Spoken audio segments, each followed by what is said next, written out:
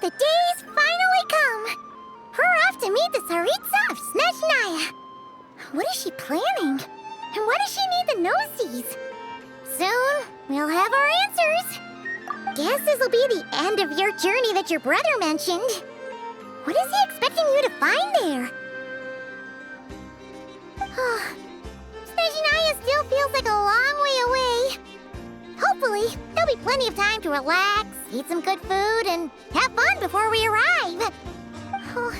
But whenever Paimon gets thinking about how our destination is right around the corner, all these yeah. Anyway, enough about all that. We can't start the final leg of our journey with that kind of mindset.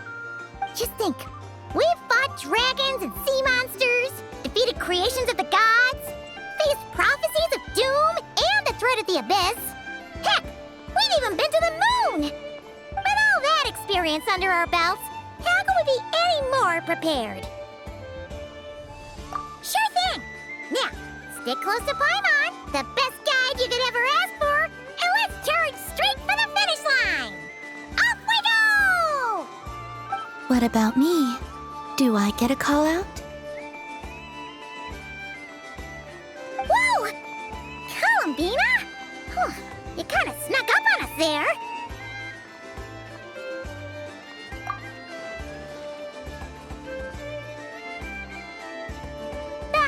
Don't look at Paimon! Paimon didn't sell you out this time. Oh, so it was you! Alright, guess there's no hiding it now. All your friends have gathered at the flagship to see you off.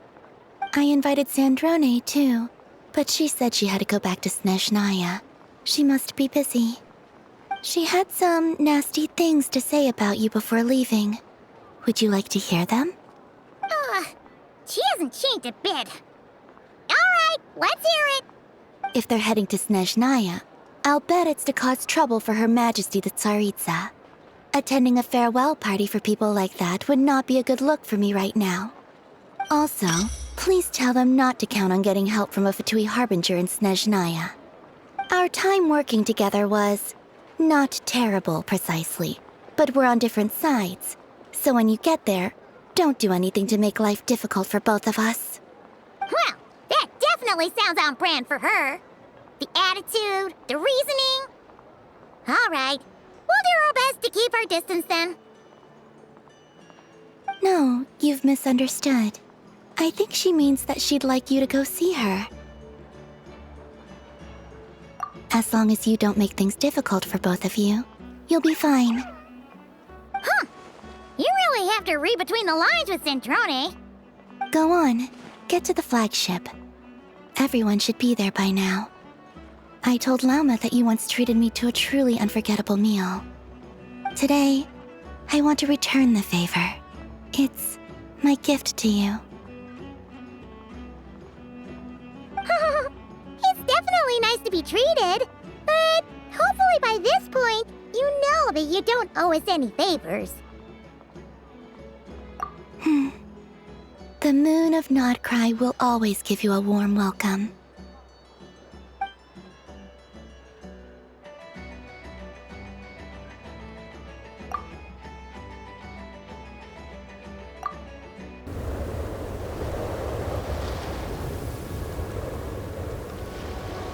Wow! Pure white as far as the eye can see!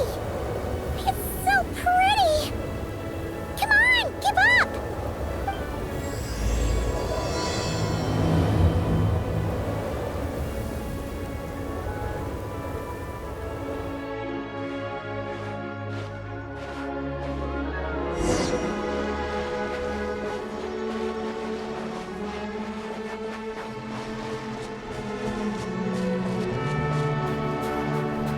Look! They look similar to the ones in Nodcry. You know, just minus the effects of Kulaki. That's a sure sign that we're officially in Snezhnaya now.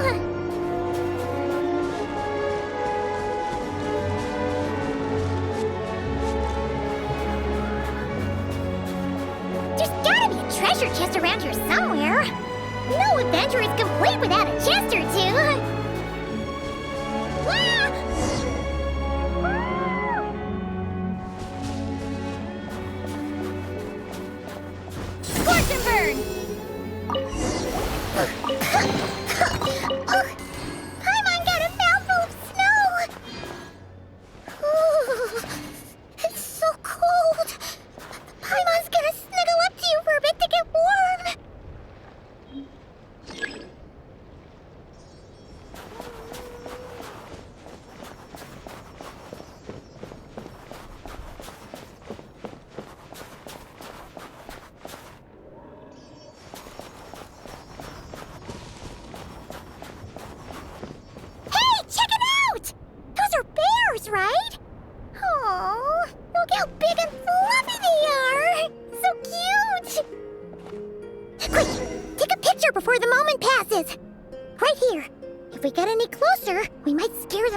see.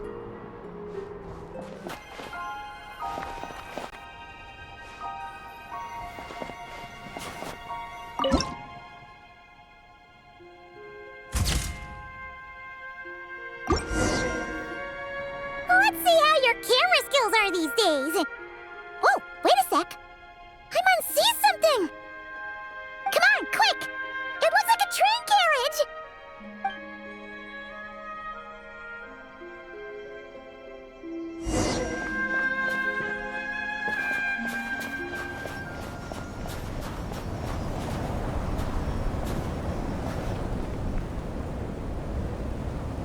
Paimon's heard that Snezhnaya has loads of railways and trains. This must be one of them. But why is it abandoned? Ooh, it's still so cold. Ooh, I don't know. Maybe. Also, is it just Paimon or is the snow getting heavier?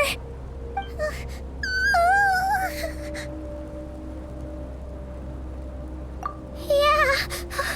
So it can't just be because of the cold. It's hard to describe, but Paimon feels so weird. She's never felt like this before. Everything feels heavy. Getting kind of dizzy, too. Oh, no need. Paimon's just feeling a little low on energy. That's all. It's nothing serious. Not worth ruining our travel plans over. Yep, sure thing. Snezhnaya, here we come!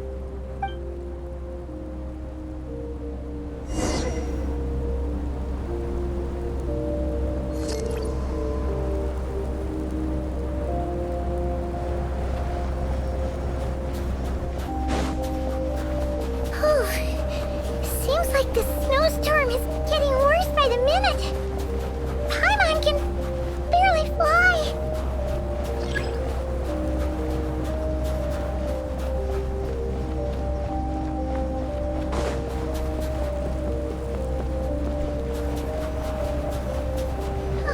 Oh, look!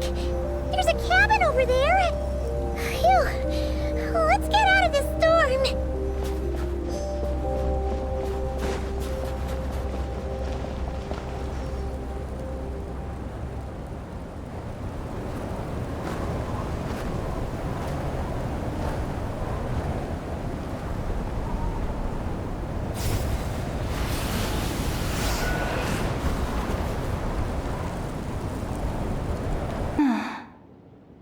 What is this place?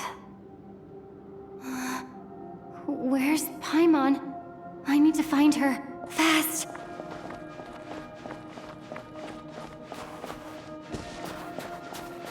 Paimon? Paimon!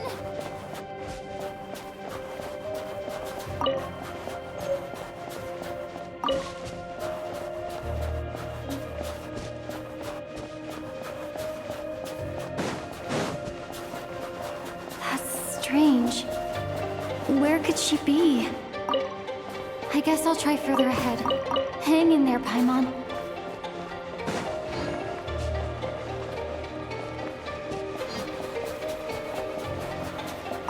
Is that a train carriage? Maybe I can get up from the inside.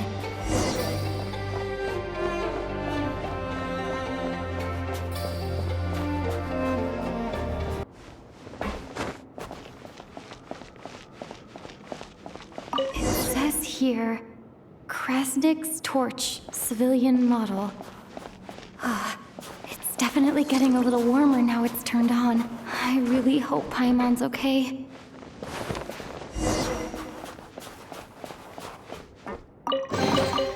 Is this an answer from this world? What was that strange sound? I can't tell if... Paimon? Paimon, is that you?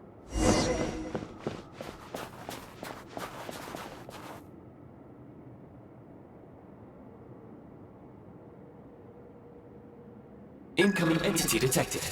Authorization granted. Initiating original. Hello, Descender, who's reached the eve of tomorrow. Eye of Gray at your service. Time since last activation. Time measurement unavailable due to the influence of... Anyway, it must have been a very long time.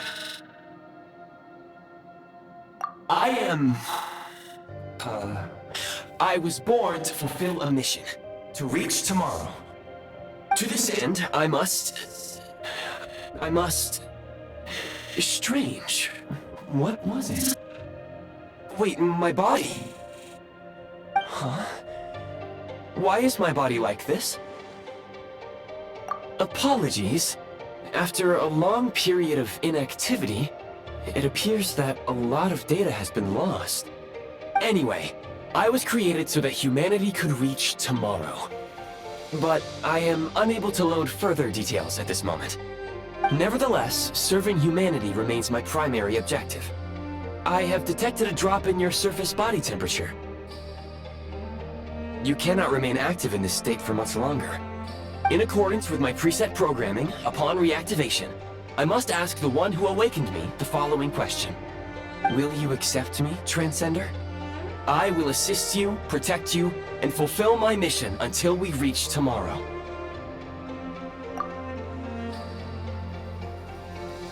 I understand your position. However, given your current physical condition, I must suggest that you reconsider. Before I was activated, you called out a name. Presumably that of your missing companion? If you agree to accept me, after helping you get out of here, I will search for said companion and pinpoint their location. To answer your question, yes.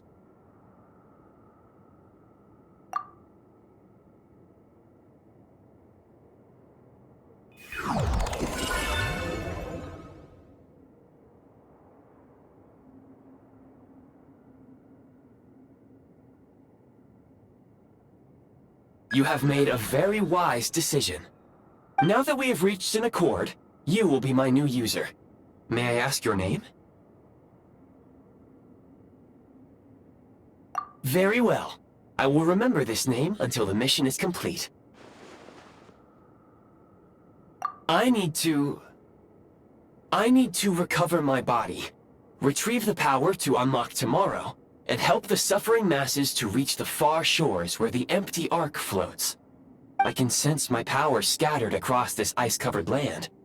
I even have a vague sense of where it might be found. But right now, that is not essential.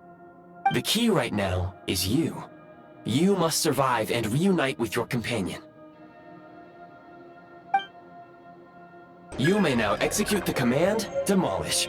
Use it to remove the prime ice blocking the path and obtain prime ice units.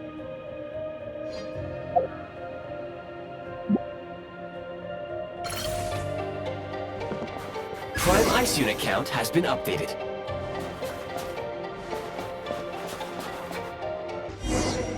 You may now execute the command, Build. Use it to create a prime ice construct to prop up the door.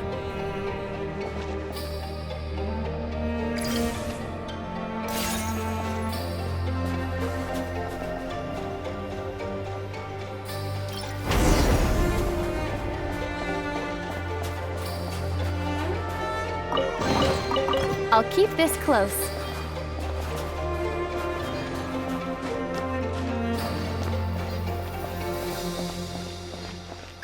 Scanning local environment. Exit has been sealed off with ice. That would not be an efficient approach. One moment. Usable construct blueprint detected nearby. You can use this to clear the solid ice ahead of you more quickly.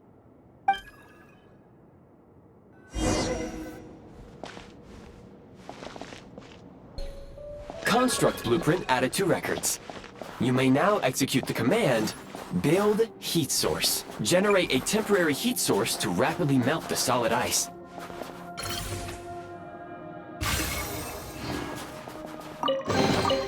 Is this an answer from this world? A reward on the road. My scan indicates the path is straight ahead. I recommend we proceed.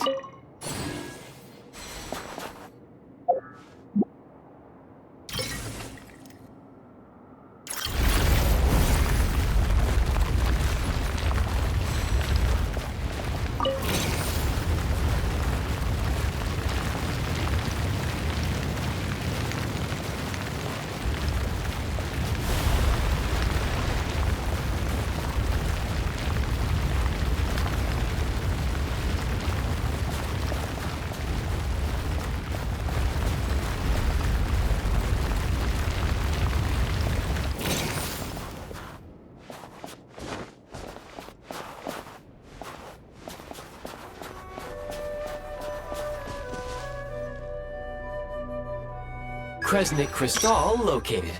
Please collect at your earliest convenience. The recent construct you built provides highly efficient heating by utilizing the unique properties of Kresnik Crystal. Unfortunately, prime ice constructs have a very short lifespan and cannot be stabilized during the development period. Hence, the authorization to use Kresnik Crystal was granted. That said, I have already forgotten what warmth. Yes. Perhaps then, we can warm ourselves by the fireside together. But for now, all you need to remember is this. If you collect Kresnik Crystal, I can extract the energy within and use it to maintain your body's surface temperature. Low power. Please use Kresnik Crystal to replenish energy reserves.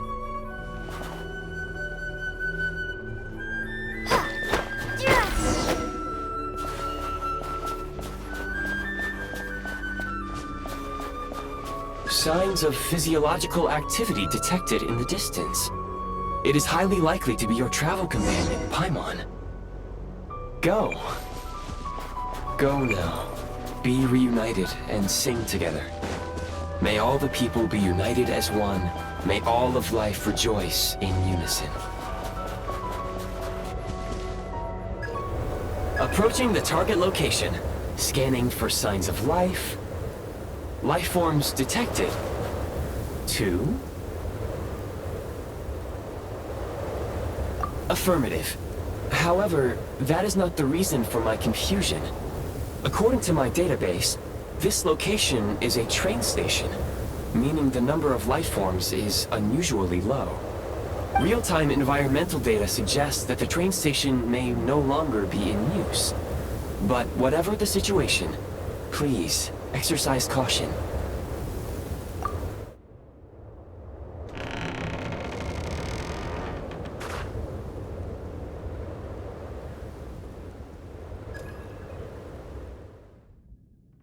Paimon!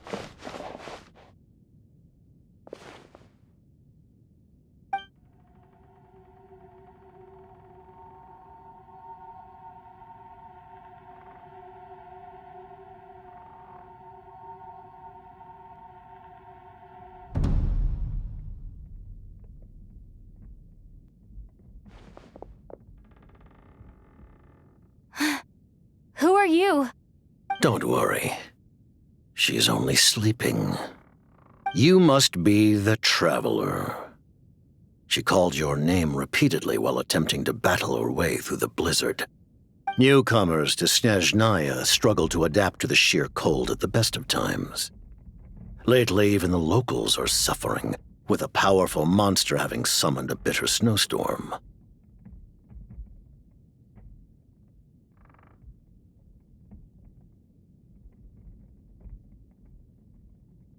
You two must be very important to one another.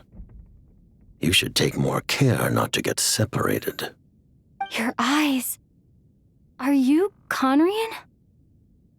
There are indeed some Conrians left in this world who survived the cataclysm.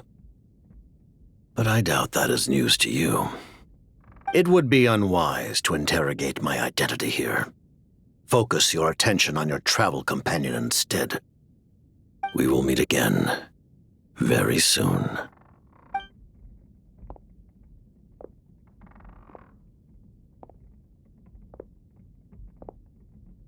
The unidentified subject has now left the area. He appears to be an individual of great significance, but my search has yielded no relevant data.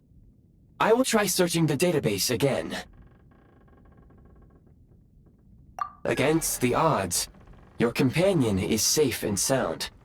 The other person even left a blanket for her.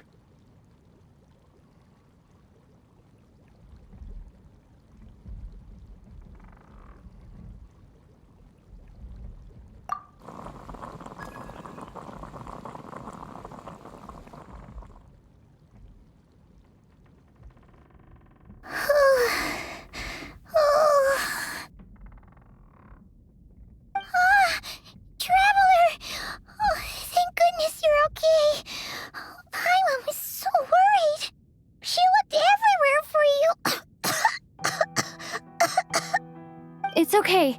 Take it easy. Are you feeling alright?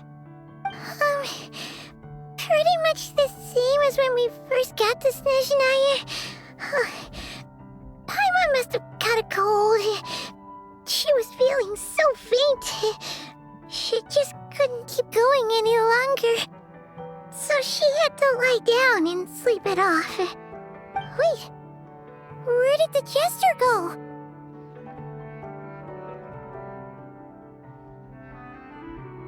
Yep, the director of the Fatui. The Jester Piero. So... The Jester must know everything about the Tsaritsa's plans.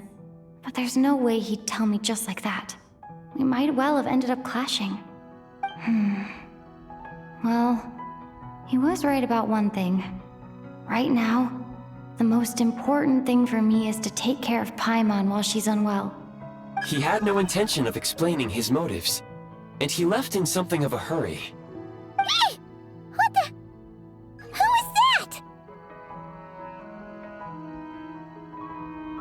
It looks like... half a pair of goggles. How amazing! A self-aware, talking pair of goggles! Snezhnaya was once the land of the Fae. There are many ancient creations here that I'm sure would broaden your mind further still. Mind you, my database is also expanding as we speak. You must be a rare creature yourself. Oh, wow! Well, thank you so much. You've earned yourself some of Paimon's favorite candy. Oh, but by the looks of it, you probably can't eat that, can you? Goodwill detected. Instead of candy, perhaps I can suggest my preferred strategy. Please clean me regularly to keep me operating at peak efficiency. Oh, that makes sense. Every pair of goggles needs wiping clean once in a while. Sure thing, mister. Anyway, back to the Jester for a second. Paimon's still confused about something. When he first showed up, he already knew Paimon's name.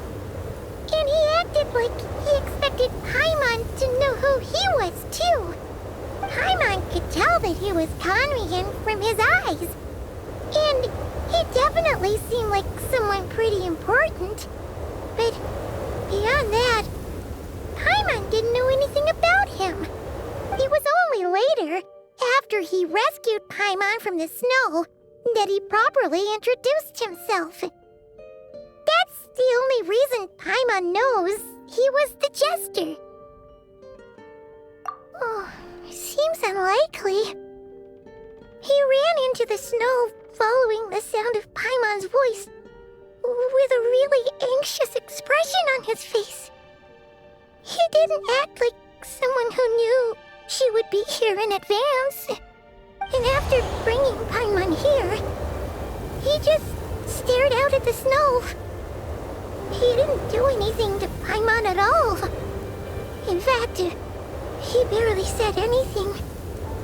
Wouldn't even answer any of Paimon's questions either. Paimon didn't feel unsafe around him, and he didn't seem to have any ulterior motives. For all we know, he might have just ignored Paimon's questions so she'd give up and go to sleep. Please allow me to interrupt. Fatui and director are unfamiliar terms. May I ask for clarification?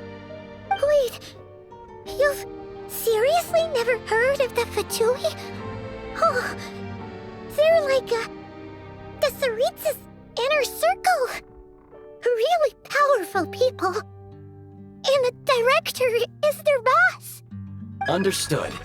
Since they hold elite positions and serve their god directly, it stands to reason that they would conduct themselves with due decorum. I am inclined to agree with your assessment, Miss Paimon. I did not detect any ill will from the gentleman in question.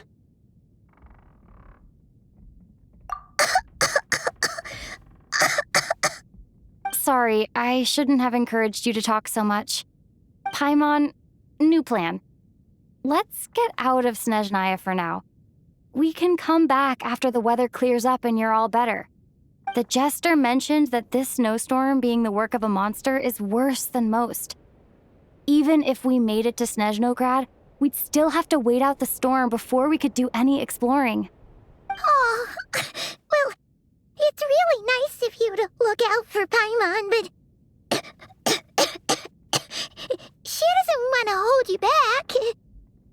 We were really psyched up for this journey when we first set off. Just think of all the burning questions we have. If we turn back now, who knows how long it'll take before we finally get answers.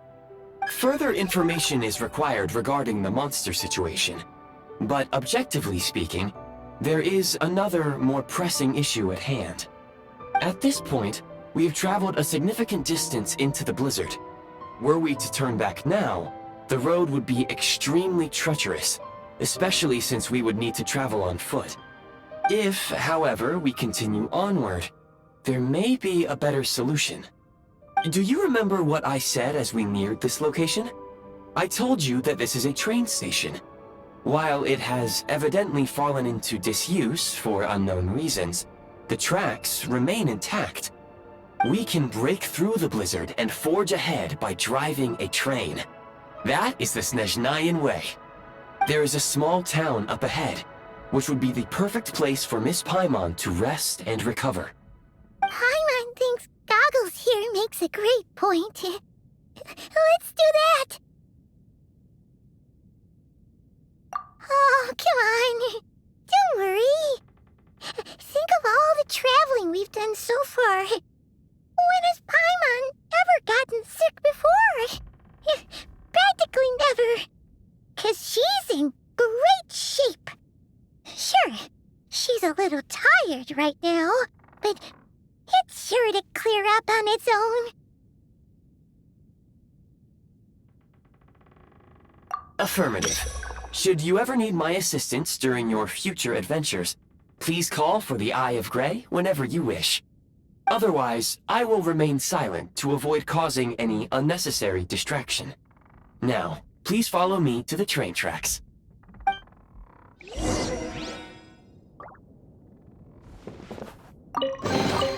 A reward on the road.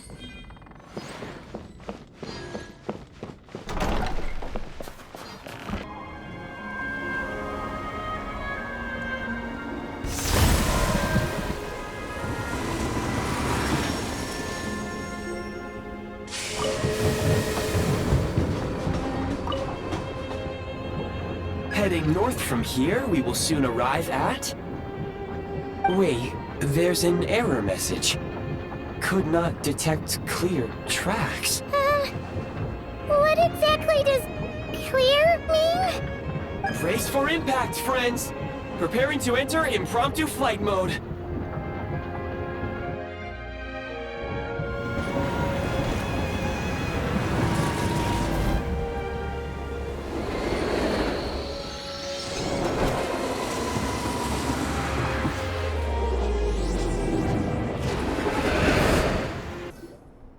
How strange. Not only was the station's status different from my records, but even the railroads and the terrain itself have changed substantially. Yeah. Thanks to your quick reflexes. My sincere apologies for putting you in danger. I'm afraid I'm as confused by all this as you are. Agreed. This is likely a consequence of outdated railroad data. The discrepancies between the old data and present reality are far greater than I anticipated. Fortunately, our crash landing has at least brought us much closer to the town. According to the data, anyway. Your data had better be right this time. I can assure you, it certainly is. Please look this way, and you will see a Kresnik's torch. It seems our ill-fated train ride was a blessing in disguise. We have taken the shortest possible route. Rest assured that I will take user preferences into account next time I plan a route. Next time, I will get it right.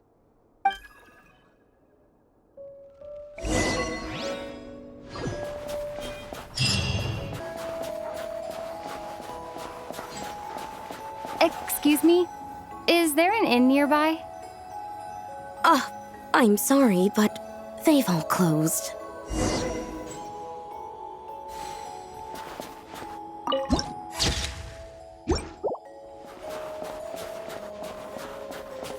Oh, sorry to interrupt. We're looking for a place to stay. I can't even afford to warm my own house, let alone run a business.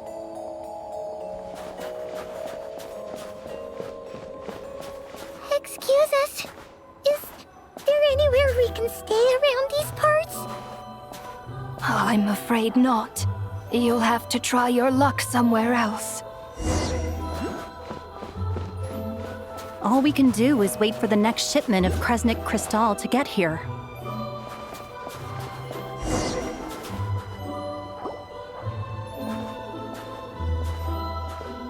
Hi there.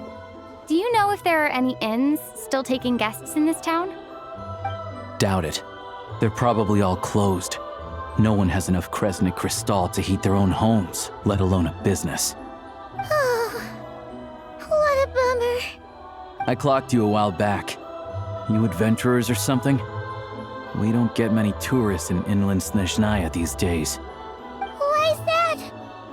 Because of the snowstorm? In part. But the bigger reason's Project Stuzha. Since it's Her Majesty's will, we have to put up with it whether we like it or not. Oh, sorry. I assumed it was common knowledge by now. Basically, the Tsaritsa is planning something big. Something that requires an enormous amount of energy. Even if they used all the surplus Kresnik crystal in Snezhnaya, it still wouldn't be enough to meet demand. So, the Vecha passed a resolution requiring all factories and households to reduce their energy consumption. The policy has thus been charmingly named Project Stuzha, meaning bitter cold. Bitter cold? So, like, it's gonna be a cold winter, folks? You're all gonna have to find a way to get through it? That kind of idea? Pretty much. When you're broke, you scrimp and save. When it's cold, you huddle together for warmth. There's always a way to stretch things out to make ends meet. Trouble is, if you stretch someone out like an elastic band for too long, who knows if they can ever bounce back. You know what? Come with me and see for yourself.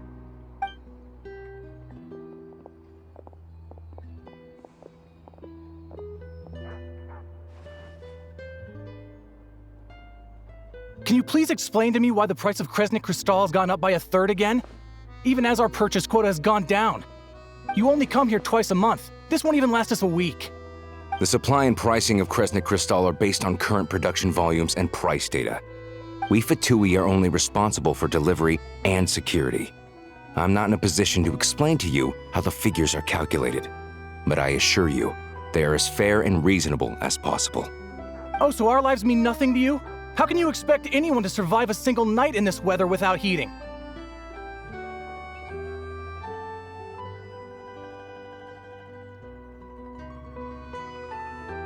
Since you insist on making me repeat myself every single visit, I will remind you again. There is no monopoly on the trade of Kresnik crystal. You are free to purchase the shortfall from elsewhere on the market. What market? Nobody else is selling! And when they do, they charge 8 times the normal rate.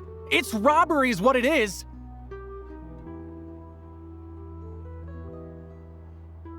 Which is why the Snezhnegrad Veche passed a resolution to support border communities, without which you wouldn't even be able to buy crystal from us to begin with. So if you're here just to argue, move aside and let the next person in line come forward. Everyone's feeling the cold here. You... All right, everyone, let's calm down for a second. A few words, if I may. We're all subjects of Her Majesty the Tsaritsa, and I'm sure every one of us is dedicated to her great cause. We all know how cold it is. And the more it snows, the harder life gets. Everyone's struggling already. Let's not make things even more difficult for each other. But Liaison Shishkin, there's clearly something wrong with this quota. I have a family in Marepasak who tell me they can buy at least double our crystal allotment.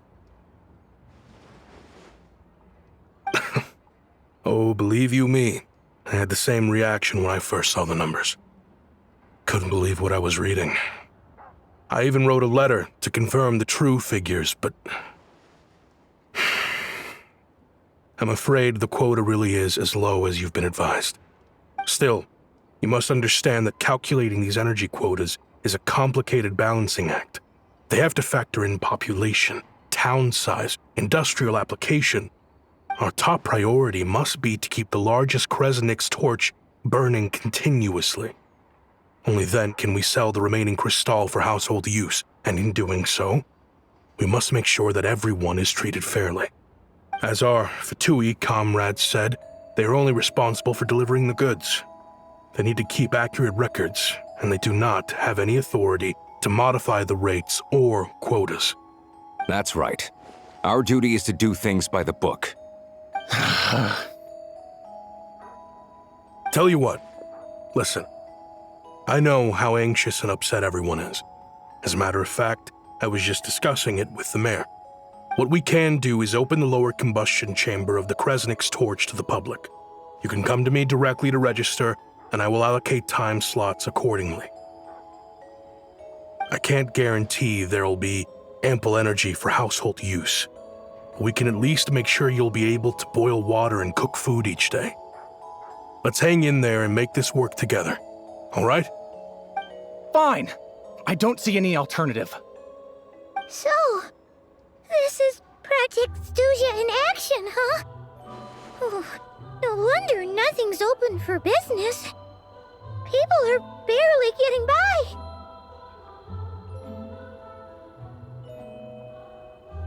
You were looking for an inn, right?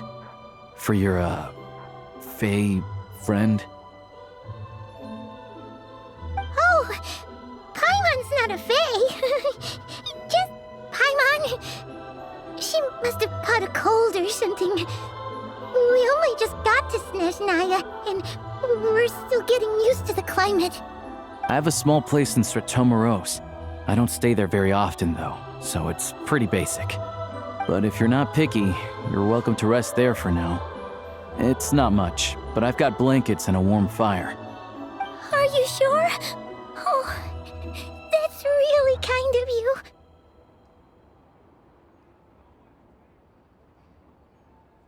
All right, then. This way.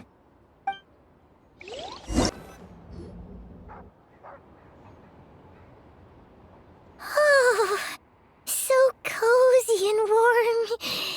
Paimon's getting nice and toasty. Oh, wait.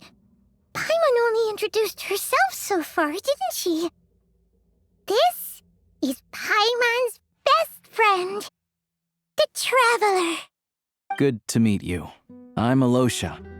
Most travelers find the Snezhnayan climate to be a shock to the system at first. But as long as you keep yourself warm, you should be fine. Still, you should keep an eye on your condition. When people are too quick to dismiss a cold, it can easily end up turning into something more serious. Don't say that. Paimon's too young for chronic health issues. They aren't in town right now, and they won't be back anytime soon. The train station has been closed ever since these power shortages began. I do a lot of hunting, so I spend most of my time exposed to the elements. but even the animals wouldn't survive long in a storm like this, let alone a hunter. Nothing to do but sit tight in town until the weather improves. I get that you're in a hurry, but even if the station were open, that doesn't mean there'd be any trains. We could end up stuck here for a long time, I'm afraid. What? Your own train? Wait, hold on. That train? The one that suddenly fell out of the sky and crash-landed on the ice?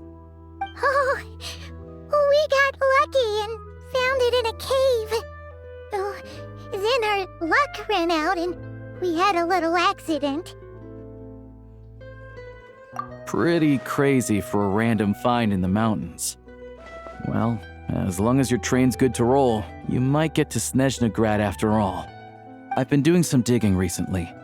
Turns out, the real reason for the current energy crisis in Stratomaros is that some of the supply is being seized for a private stockpile. But to expose what's going on, I need to catch them in the act. So, I'm heading off to catch a rabbit. Huh? Wait, a rabbit stole the crystal? It's a figure of speech. Real rabbits couldn't pull this off. They'd prefer carrots to Kresnik Crystal anyway. Shishkin, Mr. Positive Attitude, let's all get along now, shall we? Him? Really? I never would have guessed. Huh? You're coming with? Huh. Oh, okay then. Just give Paimon a second to get ready. All right. Guess there's no point pushing myself. Paimon will stay here and hold the fort then. Be careful, you two. Oh yeah, there's one more introduction to do. Tagarin, get in here. Oh, a doggy. Oh, angry doggy. Oh, Tagarin doesn't like being petted then. He likes to think he's above that kind of thing. He's my hunting partner, so he'll be joining us when we head out. Carrots aside, we'll need to stay completely undetected. We can't risk spooking our rabbit, or there's no telling which burrow he'll scurry back into. First, we need to find a way into the train station and see if we can find any real freight data. Shishkin's figures can't be trusted. Then, we get to Garin to catch a scent and find out which way the crystal went. What are you eating? Oh, check it out! When you're all out of carrots, try jerky!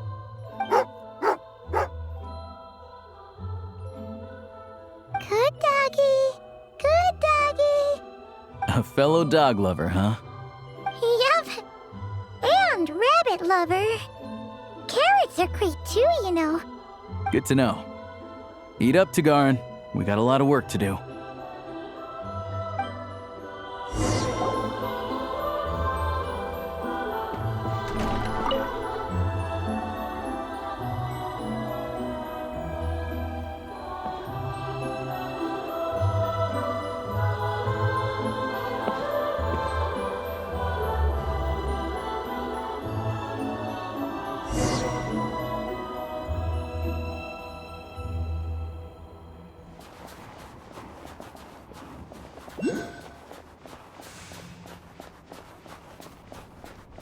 Wait.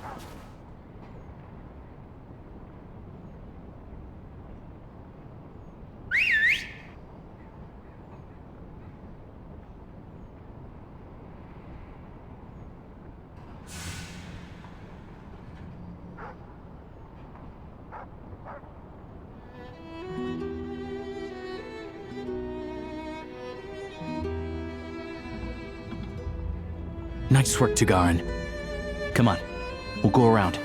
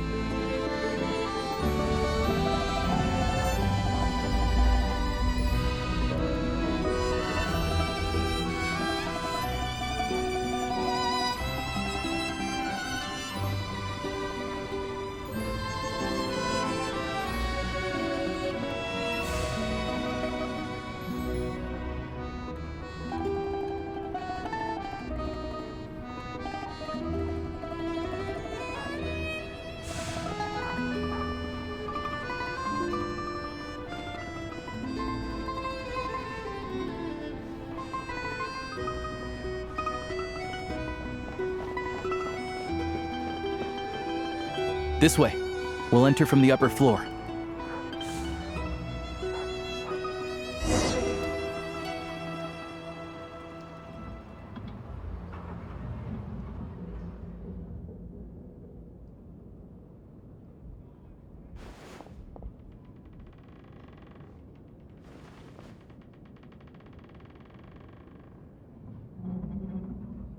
There we go. A freight list. Straight from the Fatui. So Shishkin won't have had the chance to doctor the figures. Looks as new as the day it was printed. I guess no one bothers reading these unless they have ulterior motives. Yeah, this is all we need. Come on, let's get out of here. Then go track down the crystal. Tugarin's a keen hunter, and catching rabbits is his specialty.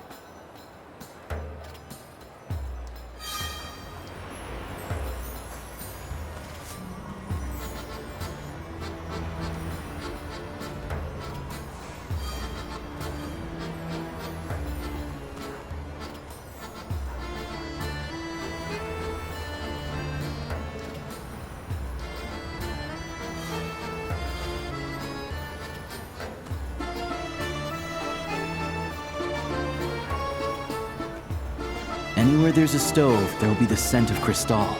That's normal.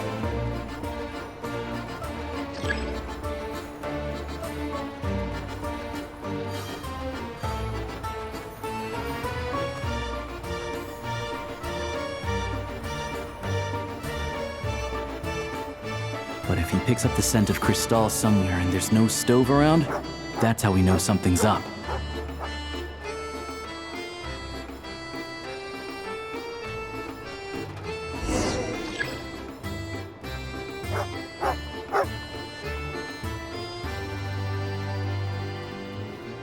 This must be the rabbit's warren. Good job, boy. Sure enough, there's a tunnel. You stay here and keep watch. I'm gonna take a look inside.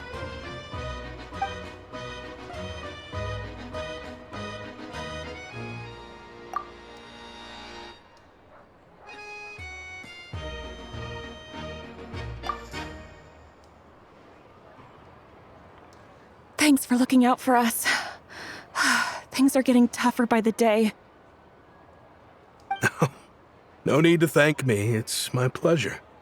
Sure as Her Majesty the Tsaritsa watching over us, every sacrifice will be worthwhile.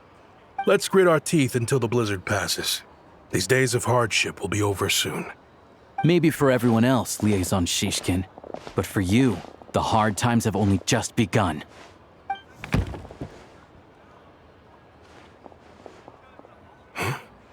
Who are you? What's the matter?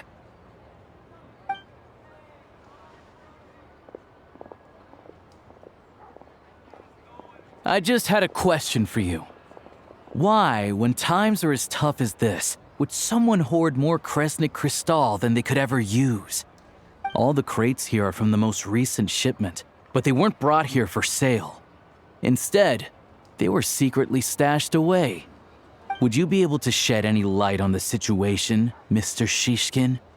Me? Why, I have no idea. But look at how much there is. It's quite a godsend. Now there will be plenty to go around. This godsend was found in a cellar adjacent to your residence following a tip from Mr. Alosha. And this is only a fraction of what we found down there. We're still taking a full inventory. The official figures will be finalized shortly. I've always been grateful for your efforts to mediate between us and the townspeople of Sreto Moroz. But now, Mr. Shishkin, it appears you were the source of the conflict all along. How could you do this to us? We trusted you to have our backs. You've been lying to us this whole time? Hey,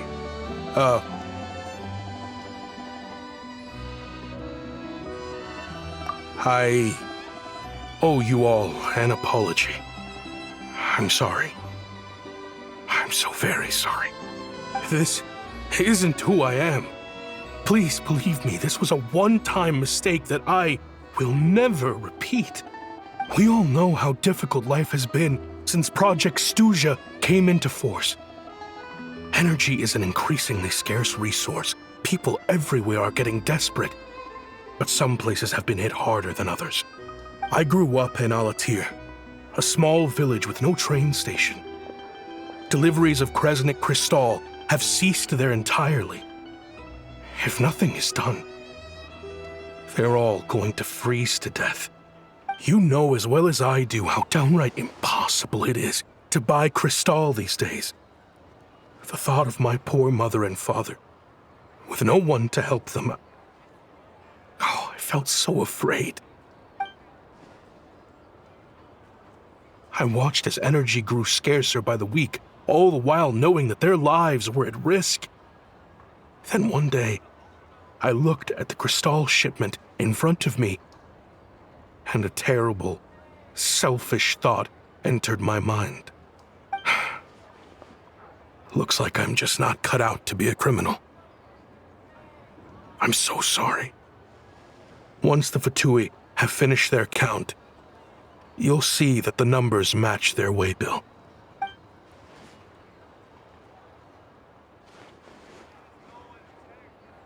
I have the official Snezhnayan quotas here.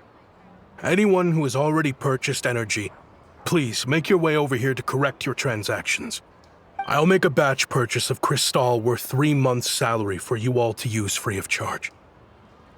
As for Alatir, I'll think of something else. You don't have to go that far. Yeah, owning up to your mistake is enough for me.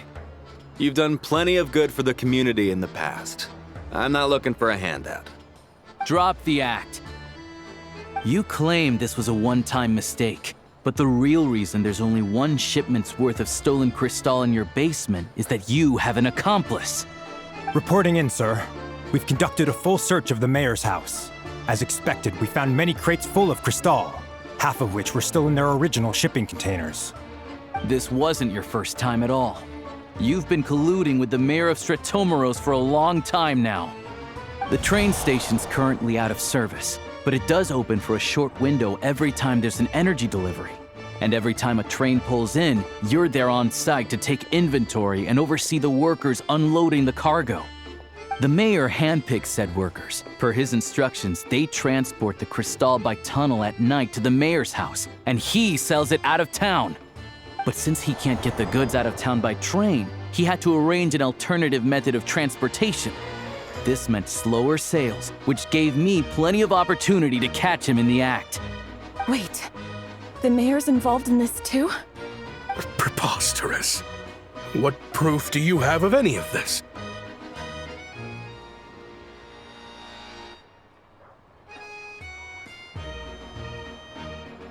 Basic math. I've spent a lot of time lately counting carriages as the snowstorm rages. Counting carriages? What? The energy consumed by a train depends on its total weight. And since energy is a limited resource right now, it's fair to assume that every carriage is packed full. So, if we take the energy required for the Kresnik's torch, add the sales figures you provided, then compare that figure to the train's theoretical cargo capacity, guess what? The numbers never match. It's always off by 1 or 2 carriages worth. This time, you set a new record. 3 carriages missing. You mean to tell me that you sat around outside, counting carriages, in this weather?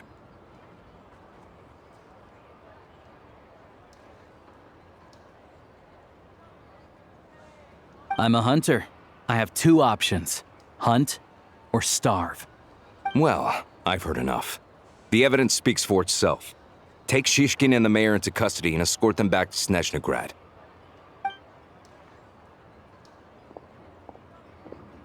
You cocky little brat, ruining my business. Just you wait.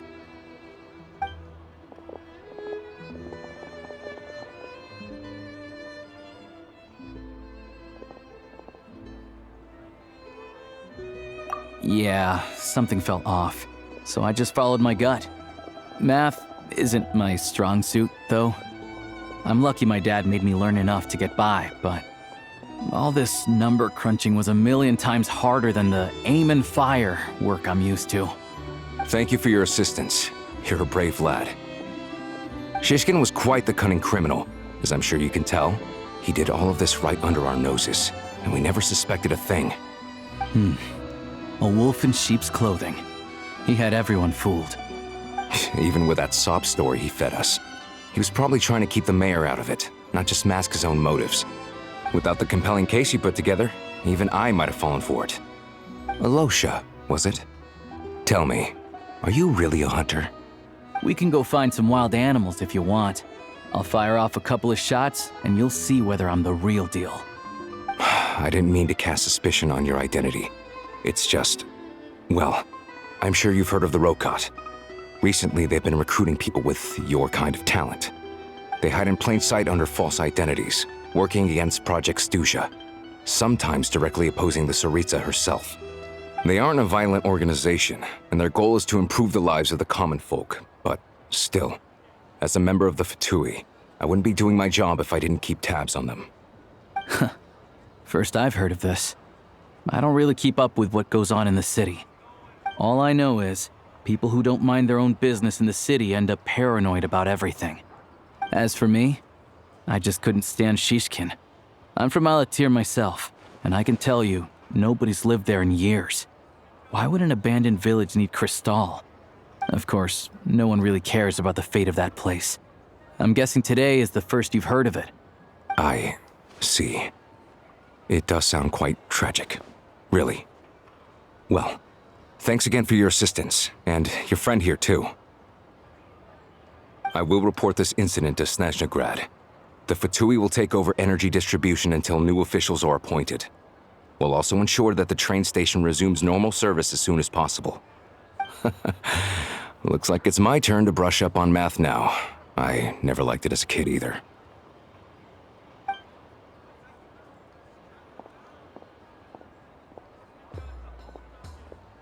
Don't mention it.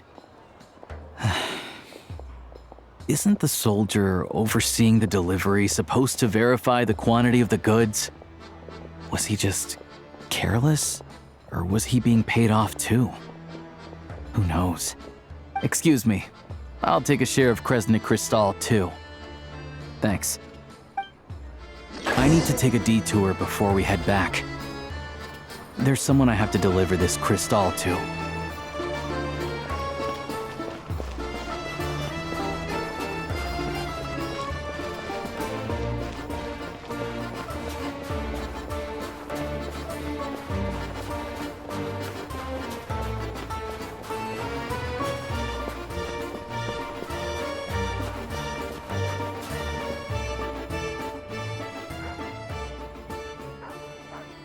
Hang tight for a moment. This old lady, she doesn't really know who's who anymore.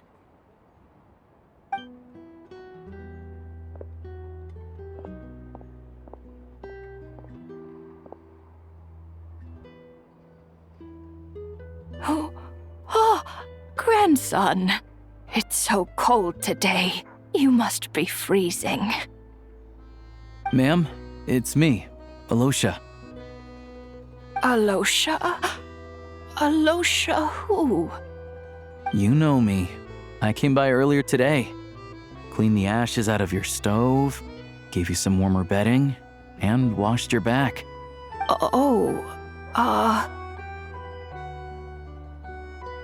I'm sorry, I don't remember. Now, how often do I get to see my grandson? Come on, take a seat and relax while I fix you something to eat. It's okay. You just rest. I'm fine. Oh, you. It's nice to come and visit your old granny once in a while, isn't it? Sretomaros, a good town. All sorts of things to do and people to meet. And the local officials are good to us. Sit down, come on, take a seat. I still have some fruit left. Let me get it for you. Please, don't get up on my account. You need to rest. Where's the fruit? Right under the basket by the door. Or maybe it was on the bedside cabinet.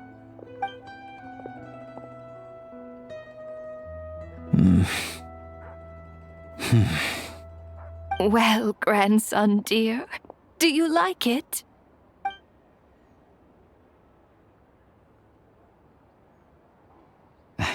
Very much, ma'am. It's delicious. Good, good. Wonderful. You don't need to save any more for me next time, all right? Fresh fruit is hard to come by at the moment. You should eat it as soon as you get it. Oh, I don't need it. I'm fine. But if you like it, come back for some more soon.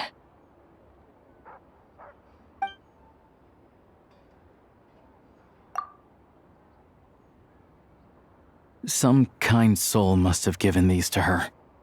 But she always saves the nicer things for special occasions. I met her at the market back before her health began declining. She was a lovely old lady. We're from the same hometown. Not many people have heard of Alatir.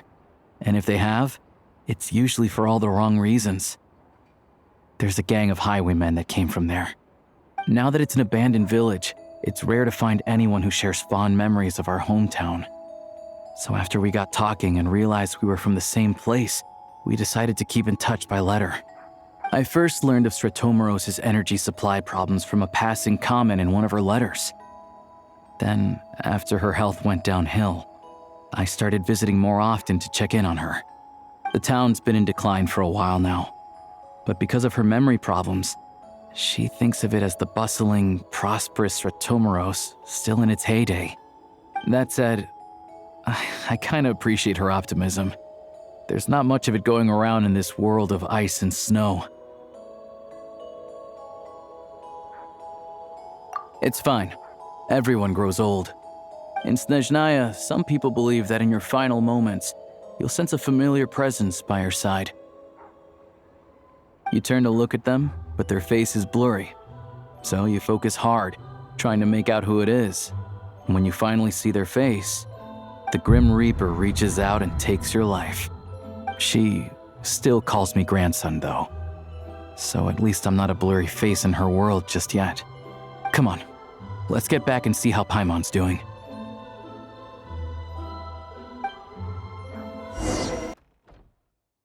Paimon, we're back. Are you feeling any better? Yep. Paimon's not cold anymore, but she's still a little dizzy. Flying probably isn't a good idea right now. Paimon might lose her balance. But Paimon's sure she'll be fine. It's probably just from getting hit on the head by that pile of snow when we first arrived in Snezhnaya. Her complexion's looking much better. Let's keep an eye on her. Sure, but enough about that. How did everything go on your end? Are you all set? Did you have any trouble? I'll explain. It's a bit of a long story.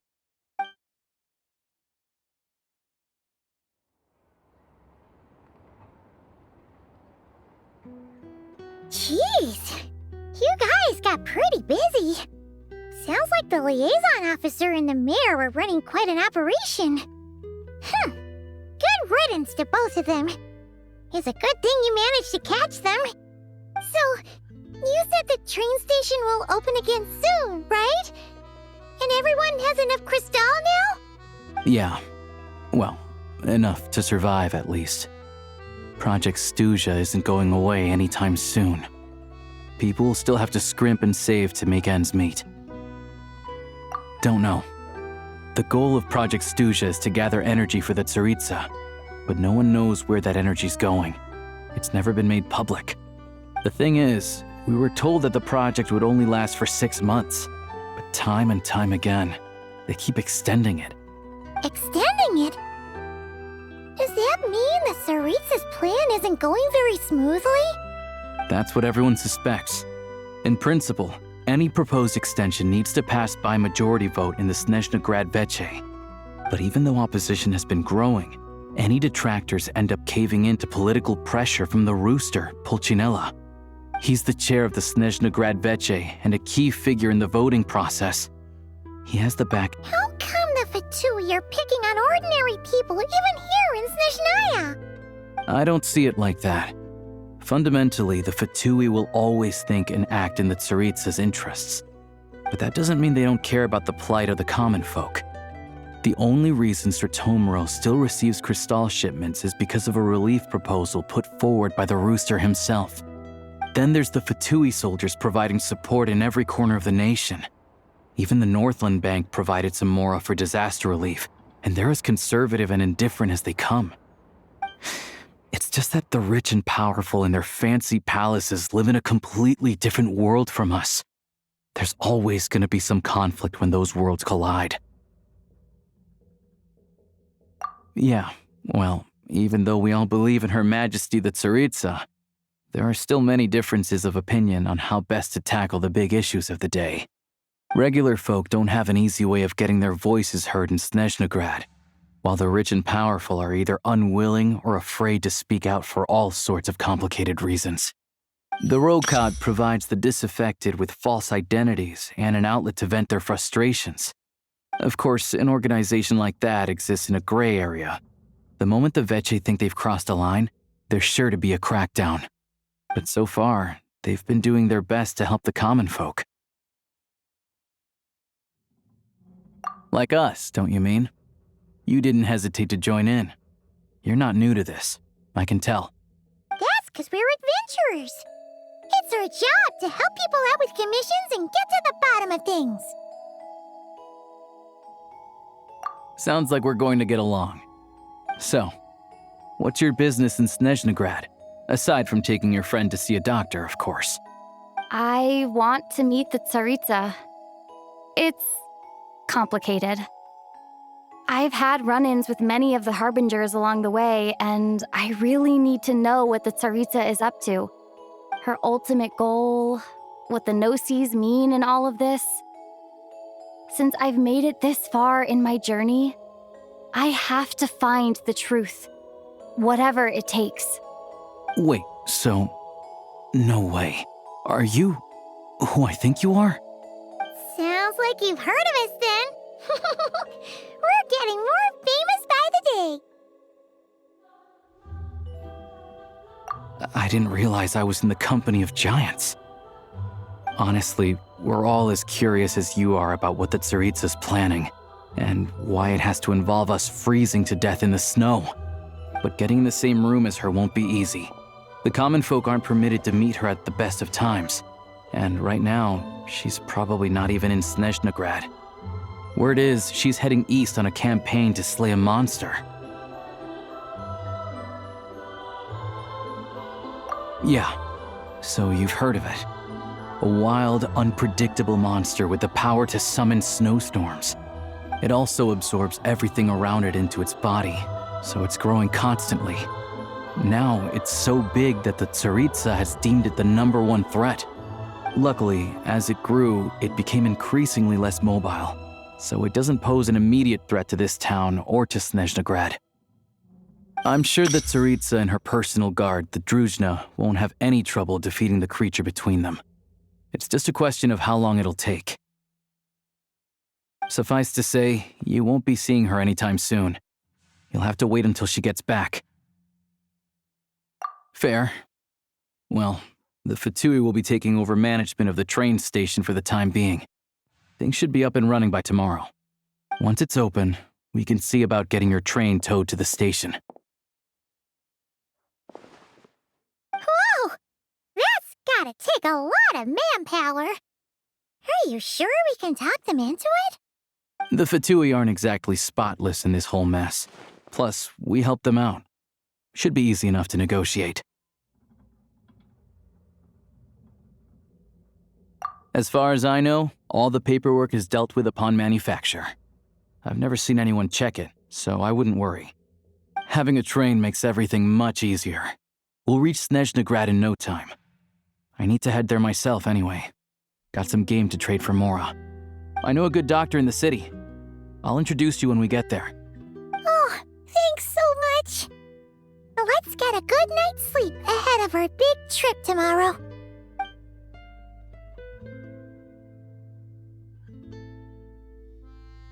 Opportunity favors the prepared.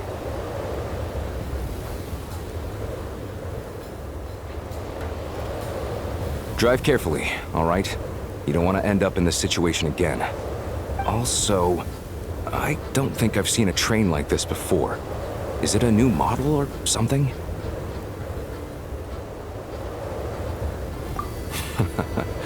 Not a fan of small talk, are you? Anyway, take this. It's an up-to-date map of the Snezhnayan rail network. All the track switching is automated, so as long as the train's moving, you don't need to worry about collisions or anything. We'll leave you to examine the train's conditions yourselves. Fingers crossed nothing's broken. I doubt Sratomaros has any engineers with experience working on this model. Shouldn't be a problem. Thanks for everything. All right then. Have a safe journey. And make sure to check everything's working before you set off. Alright. Looks like our destination settings have been applied. Let's give this thing a final once-over and then head out. Goggles, your time to shine!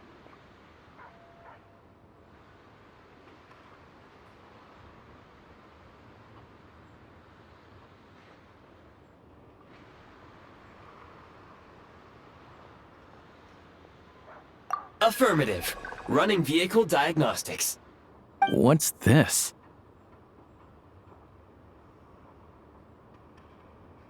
Engine, green. Wheels, green. Frame, minor damage, but no impact on function. Diagnostics complete. All systems nominal. Neat! Huh. Paimon still can't get over the fact that you just found this tech lying around in a random cave. I've lived in Snezhnaya my whole life, and I've never heard of an interactive, talking train autopilot. Strictly speaking, I wasn't designed purely to drive trains, though I doubt you have any interest in navigating the practically unreadable operator's manual yourself. All configurations are complete. Should you require any further assistance, please call for the Eye of Grey. Away we go! Oh, nope. Paimon's gonna find a warmer seat.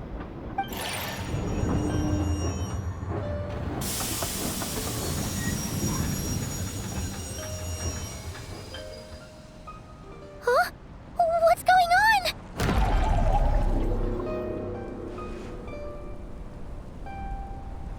Oh no.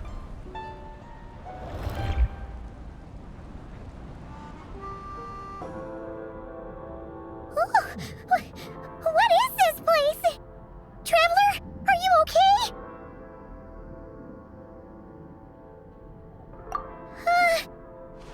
I'm still airborne, but it feels like swimming through thick, gloopy water. It's horrible! Just our luck.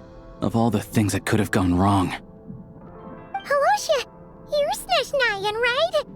Any idea what the heck this place is? It's called the Shadow Realm. A place where no wind blows, no light shines, and no elemental energy flows. Even time itself doesn't exist here. It's a world where everything seems to come to a standstill. I've only seen it a few times before, and this is my first time inside. It's a dangerous place. Most people who get sucked into the Shadow Realm are never seen again. And the few who do make it back, they're never quite the same. Huh? Then what the heck do we do now? Oh, maybe Goggles knows something. Goggles? Great! Now we're done for! Hold it together. Let's not get ahead of ourselves. I heard a story once about the world of shadows. If it's true, there's a way to escape. We just need to find the exit. Come on, let's explore.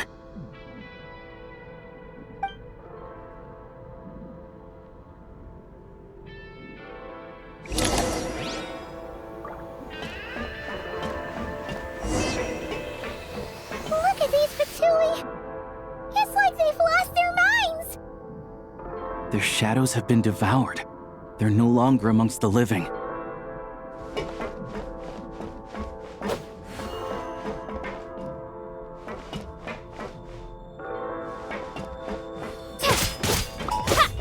I can't channel elemental energy here, but I have a few gadgets that still work.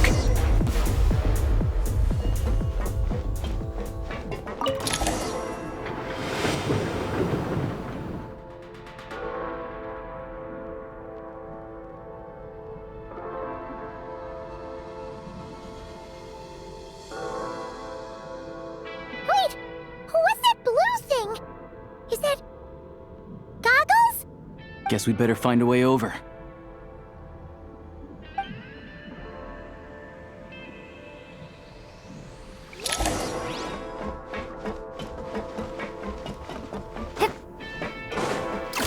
This is the last one. What do we do next? Play it by ear.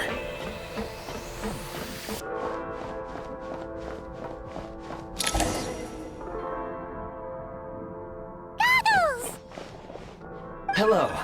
I am glad to see the three of you safe and sound. For now, at least. But things aren't looking too good. Correct. We are now inside what is known as the Shadow Realm, the darkest space in the shell, where even the Most High is loath to cast its gaze. Time and space hold no meaning here. It intersects with the world of the Light Realm only rarely, like an air bubble that rises to the water's surface. We must leave this place before it sinks back down into the depths once more. Sounds like you have a plan. Yes. In fact, the very purpose of my creation was likely to... from the Shadow Realm. It appears that key data is currently inaccessible, but now is not the time to resolve that problem. I have marked the exit to the Shadow Realm for your convenience.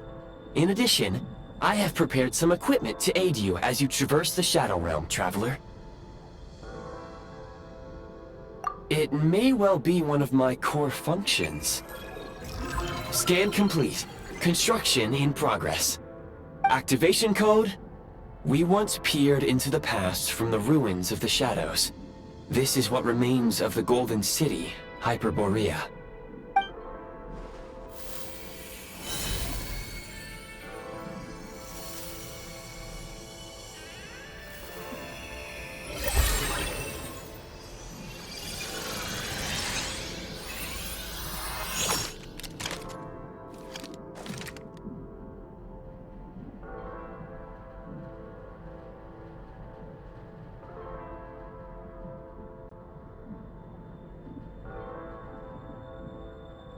Whoa!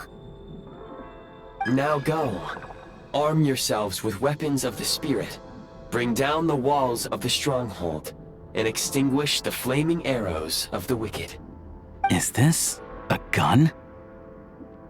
In the Shadow Realm, where humans cannot channel the elements, there once was one who, after much research and many attempts, found this to be the most effective means of attack.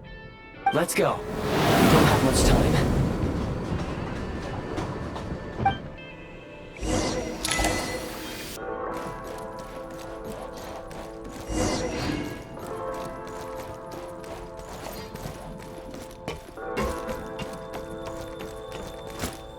When you encounter small obstacles, you can simply clamber over them.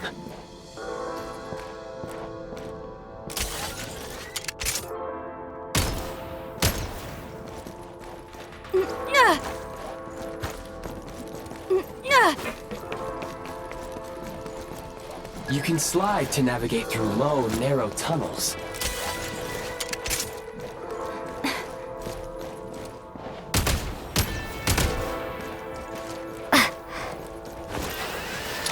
Obstruction ahead.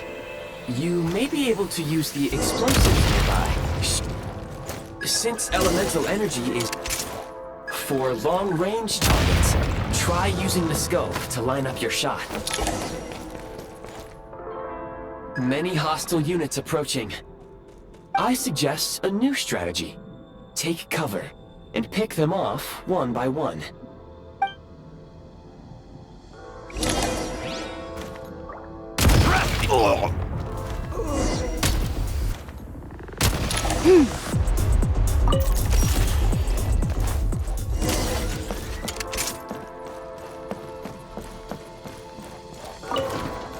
More enemies detected.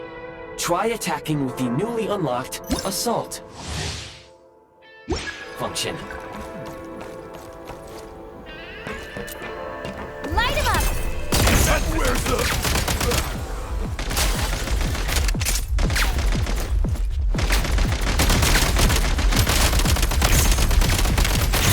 Switch mode! Charge!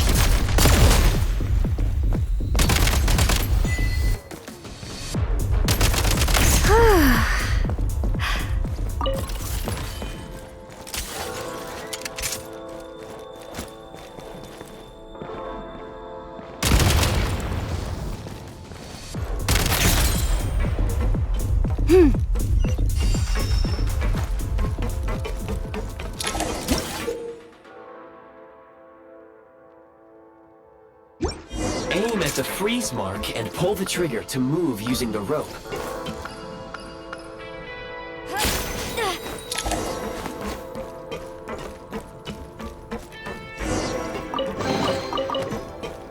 Back in business.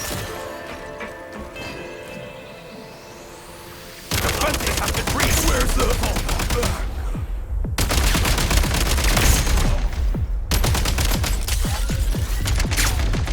Switch mode!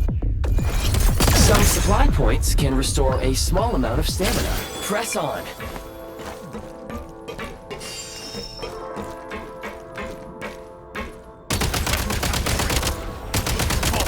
Can't take much more. Reload! Got it.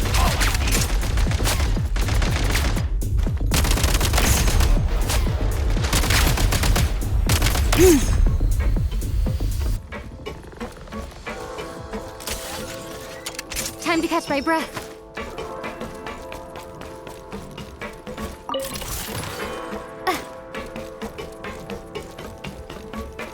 You should be able to use the prime ice construct left here to cover long distances.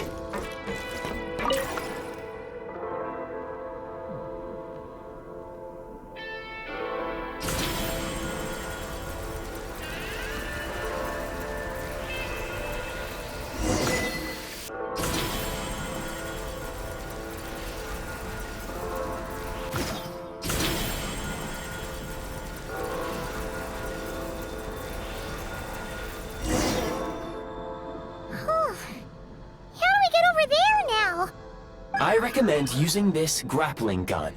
Such devices were originally used to secure structures in the Shadow Realm. If you detach the connected hook, the grappling gun will automatically fire a rope to another nearby hook. Okay. So, we just removed this hook, right?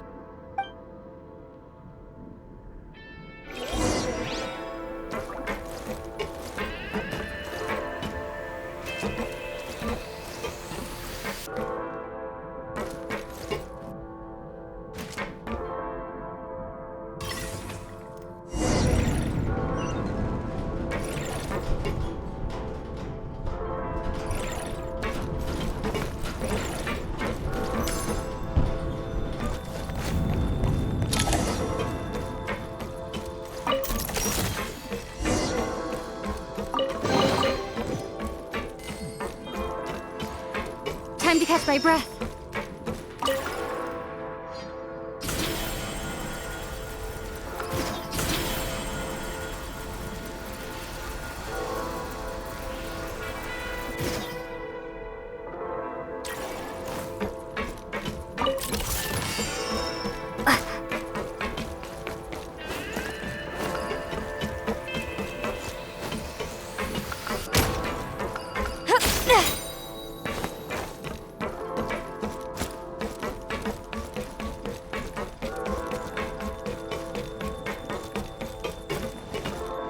Sprint at the prime ice launcher to reach high places with ease. Enemies have been breached. Where's the... Change of tactics!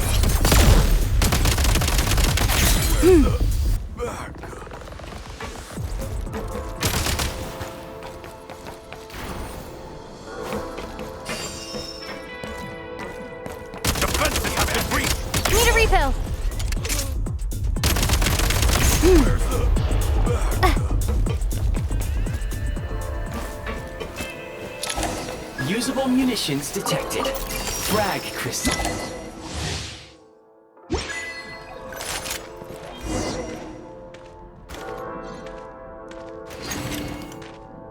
Demolition time! This is out!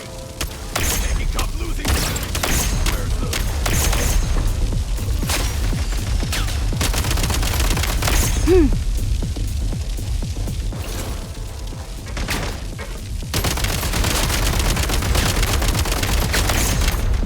Charge! Need a refill. Where's the... Over.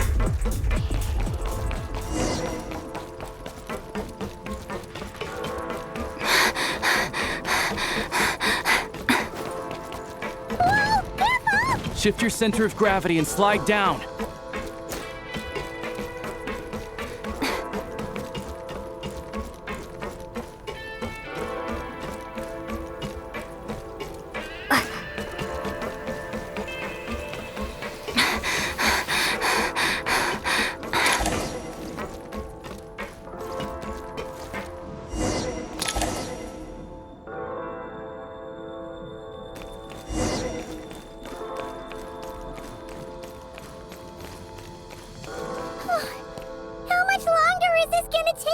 The exit is right ahead. We are very close now. However... It's like they're trying to keep us trapped here. That platform and the carriages are swarming with undead Fatui. Guess we gotta storm through.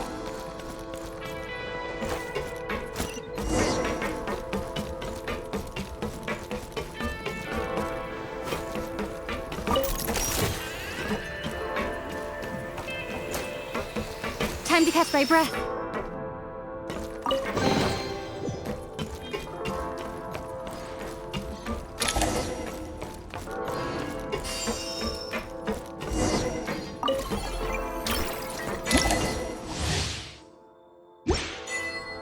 You may find switching to assault mode makes your attacks more effective.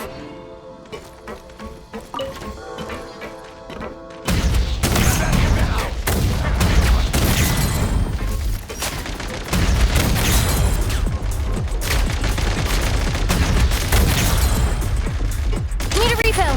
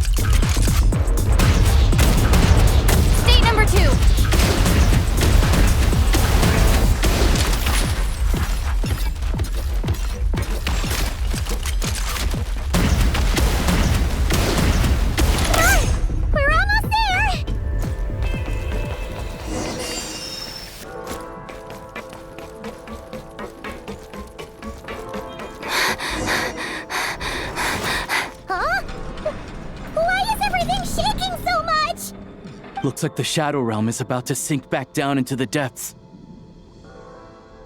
The exit is right here. You mean this weird bubble thing? Wait, how exactly do we... No time to think. We just gotta go for it.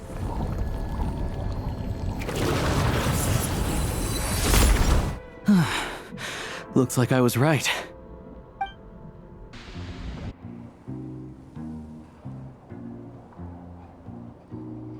can't believe the Shadow Realm manifested right on the railroad tracks. It's almost unheard of. Lucky we made it out. All thanks to you and that awesome gun. Ah, so you have heard of the Golden City before? Yeah, it came up a whole bunch in Nokrai. You're a pretty neat surprise in that sense, aren't you, Goggles? We had no idea they left cool gadgets like you behind. Make no mistake, it was a team effort.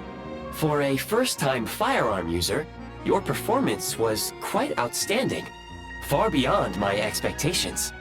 As Alosha said, it is highly unusual for the Shadow Realm to manifest in a place like this, but we should still watch out for similar dangers ahead. Let's hope not.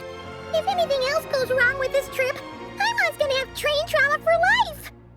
The Shadow Realm can appear anywhere, not just on the railroad. I am simply advising that we take sensible precautions. Now, if you wish to further calibrate and upgrade your firearm, you may do so over there, provided you have the necessary components. Please take a moment to catch your breath while I repair the body of the train. Amongst other things, this will ensure Paimon is a little warmer while on board.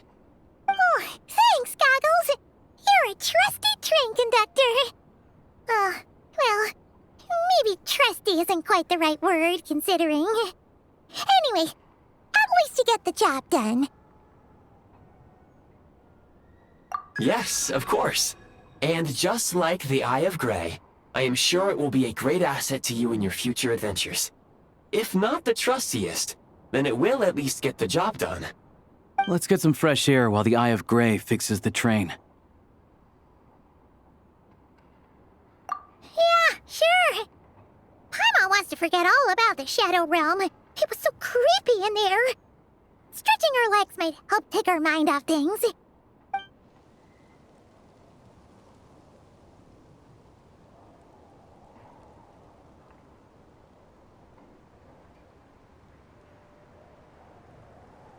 It's so quiet here for a train station. Not a person in sight. Just abandoned houses.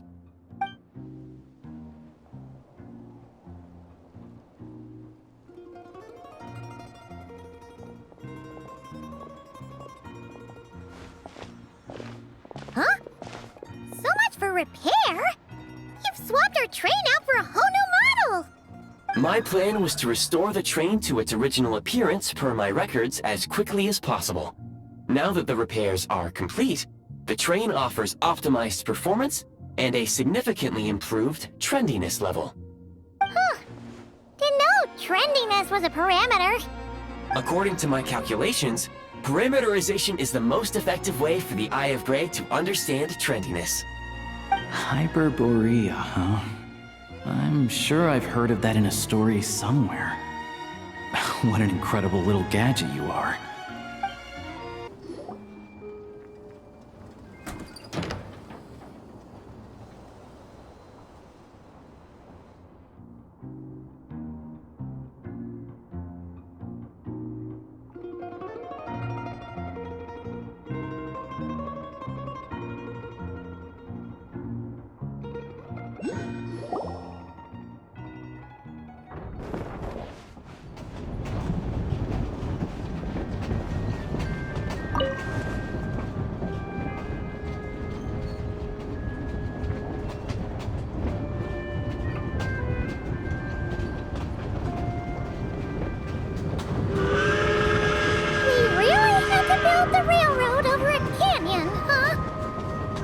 You might want to avoid looking down if you're afraid of heights. No, it's not that.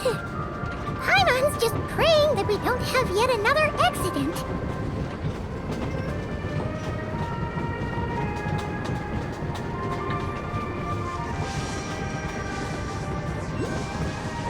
That mountain is breathtaking. Reminds Paimon of Dragonspine. They say this mountain's the domain of a Snegovic lord. A lot of the Snegovic retreated there to live in seclusion, so it's a pretty mysterious place. You hear all kinds of stories.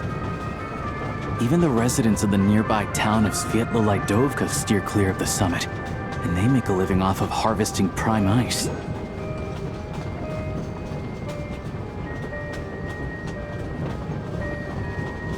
Look, Snezhnograd's just up ahead.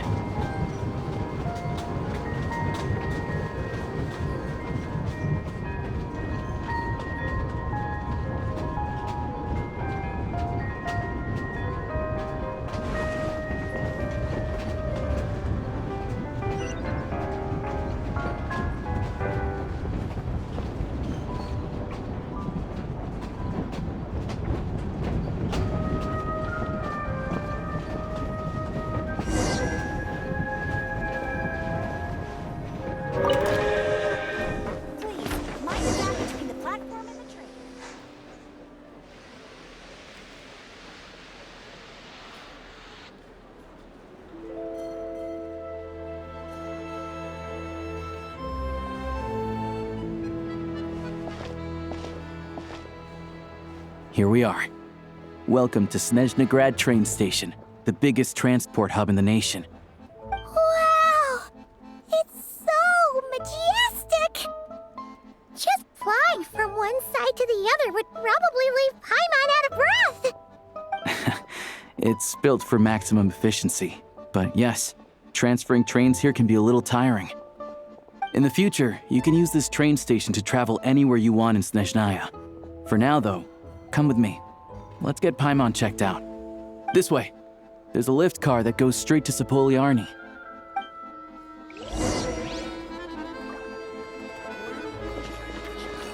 Look!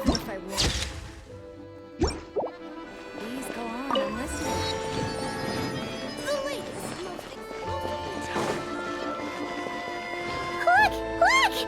They have really funny-looking heads! And those ones are about the same height as Paimon! But it looks like they can't fly! Those would be Volkudlak and Domovoy. You'll also see the winged Vila and the snowborn Snegovic amongst others. No wonder! We'd heard that Snezhnaya used to be the realm of the Fae. Paimon can really see it now!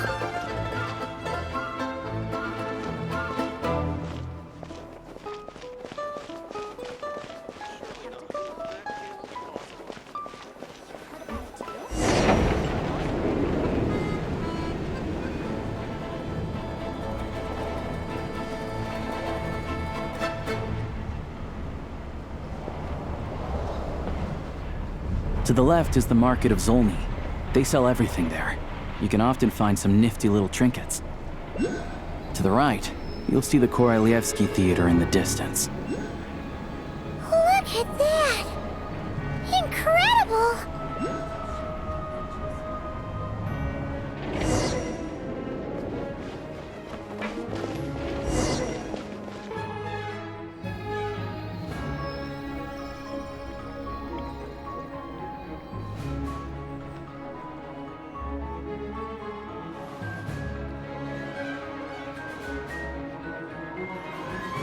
Wow! Snezhnograd is stunning! Seeing it with our own eyes makes all the trouble we went through to get here worth it! I found it pretty stunning when I first came here too. But I soon found out that stunningly beautiful means stunningly expensive. The prices here are crazy. I'm just a small-time hunter, so Zolny is where I spend most of my time. This way will take us to Podvorier restaurant. They offer food and lodging there, so you can get settled in while I fetch the doctor. Is that gonna be stunningly expensive too? Yeah, I mean, there are places to stay in Zolny, but I highly doubt they'd meet your standards. Most of the stoves are out of crystal, the windows are drafty, and at night, four-legged roommates come out to play, sharpening their claws on the roof beams and floorboards. Yep, no way! Not a chance Paimon's staying anywhere like that. Maybe we can split... Fine then. It's your treat. Paimon will save her money for buying a nice little cake. Don't worry, you'll get some too. I'm glad to see you've perked up. If you find yourselves in the mood for some sightseeing later, there's a few places around here worth seeing. This way leads to Zapoliarny Palace, which serves as the Tsaritsa's audience chamber and also her personal quarters. The adjacent block is kind of a city in its own right. That's Glupov, the headquarters of the Fatui. Inside, there's a munitions factory known as the Armory Palace, producing a constant supply of all kinds of equipment for the Fatui. A lot of important research happens there too. And over there is the Snezhnegrad Vecha, where all the big shots meet regularly to make policy decisions. These places are best admired from a distance. I'm sure I don't need to explain why. Yeah, they probably have super strict security. We're not looking for trouble right now. The downtown area is near the center of Zapoliarny. That's where you'll find the restaurants, bookstores, and gift shops. Another place of interest is the Northland Bank, which is over this way. Oh, and I'm sure you'll want to make contact with the Adventurers Guild at some point, right? That's right here. Ooh, speaking of adventuring, we use alchemy quite a lot. Do you know where we can find a crafting bench? No one practices alchemy at Snezhnegrad, I'm afraid. Apparently there's some historical reason for it. Oh, we'll just have to use the one on the train then. Kinda inconvenient. Wait, how come there's one on the train if that's Snezhnayan too? Yeah, I don't know. Not my area of expertise. Still, I wouldn't say the absence of alchemy makes life here any less convenient. Anyway... Finally, there's Zolny in that direction. It's mostly residential buildings and factories, but there's a few shops too. Worth a look around if you're interested. That's about it. You guys go ahead and get checked in while I track down my doctor friend. Sounds good. Thanks for all the recommendations. It'll be good to get out of the cold wind. Paimon's starting to feel another headache coming on. Podvorye restaurant is right this way.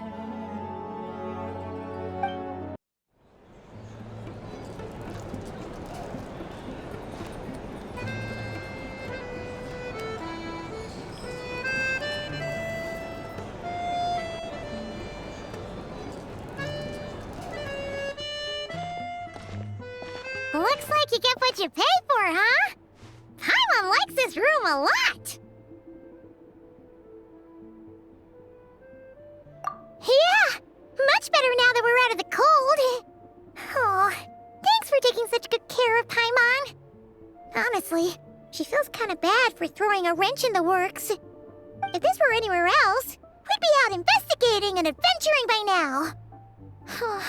But instead, we're stuck here waiting for a doctor. You're right. No need to push ourselves too hard for no reason. A lot happened on our way into the city. Let's review what we've learned so far and try to figure out what to do next.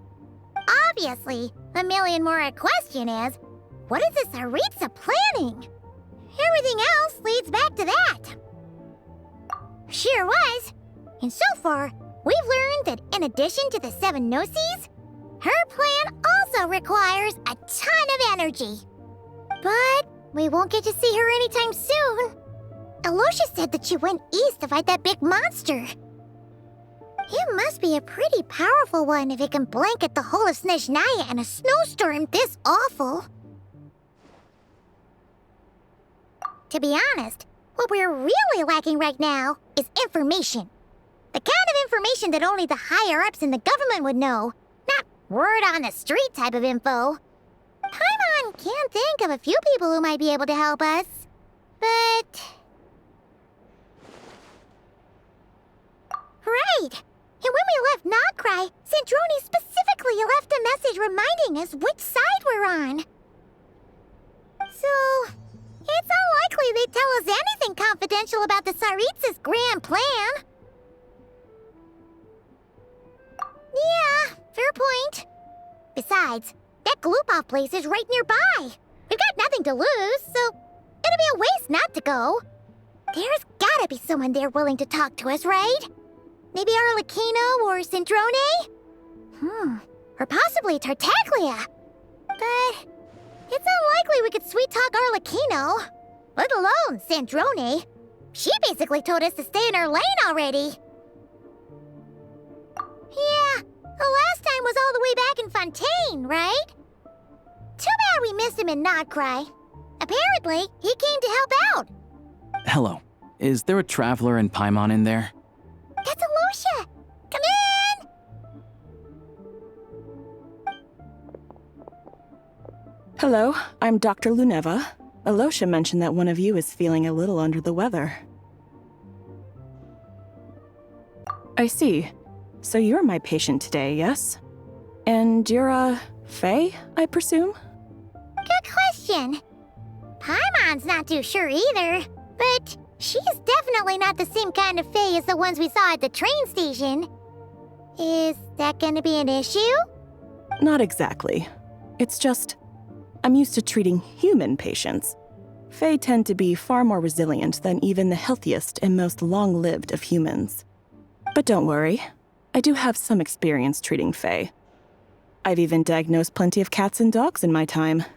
Safe to say, I have a fairly eclectic range of expertise. It'll be fine. Paimon's basically the same as a human, right? We're no different when it comes down to it, are we? That's just because Paimon knows how to eat. Now, please take a seat.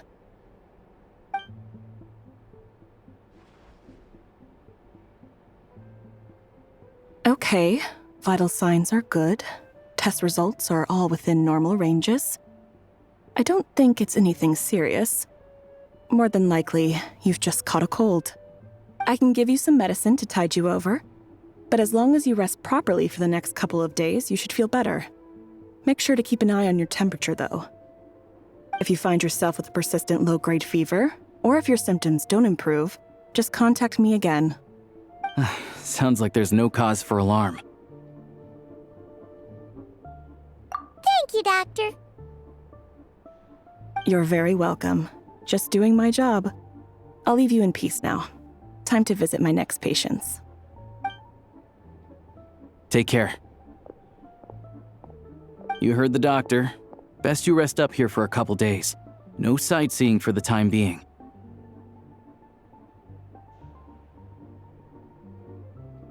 All right, then. Guess we've got no choice. Let's just treat it as a short vacation. I have to get back to it. If you need anything else from the doctor or me, go to the Hunter Trade Station in Zolny. The boss there knows how to reach me.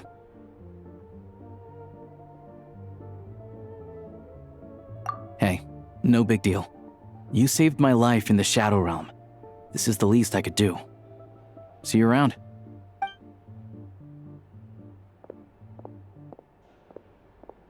All right. Time to find Child and see what he can tell me.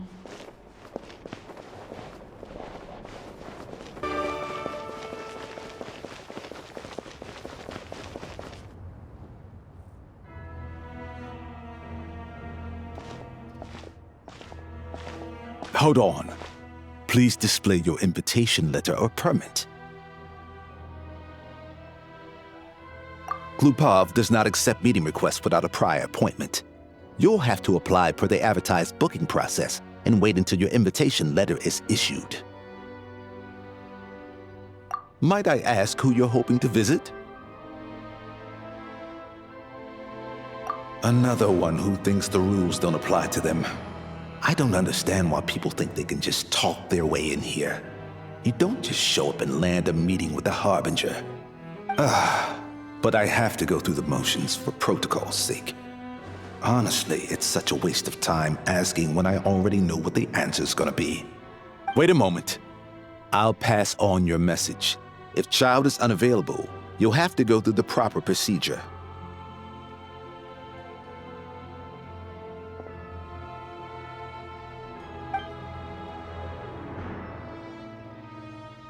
Lord Child is a busy man. He's probably not in Glupov at the present. If I were you, I'd cut your losses. No point waiting any longer. Even if you two are old friends as you claim, please understand that the Fatui Harbingers are often busy with their official duties. They tend not to stay in Glupov for extended periods. Next time, stick to the rules. You'll make life easier for both of us, Greetings, Lady Marionette. I'll take care of our guest here. It's her first time in Snezhnaya, so it's no surprise that she doesn't know the rules yet. I trust no choice words have been exchanged. No misunderstandings I should be aware of. No, Lady Marionette. No incidents to report. Whew, that was a close call. Good thing I played it cool. Is that right? Good to know.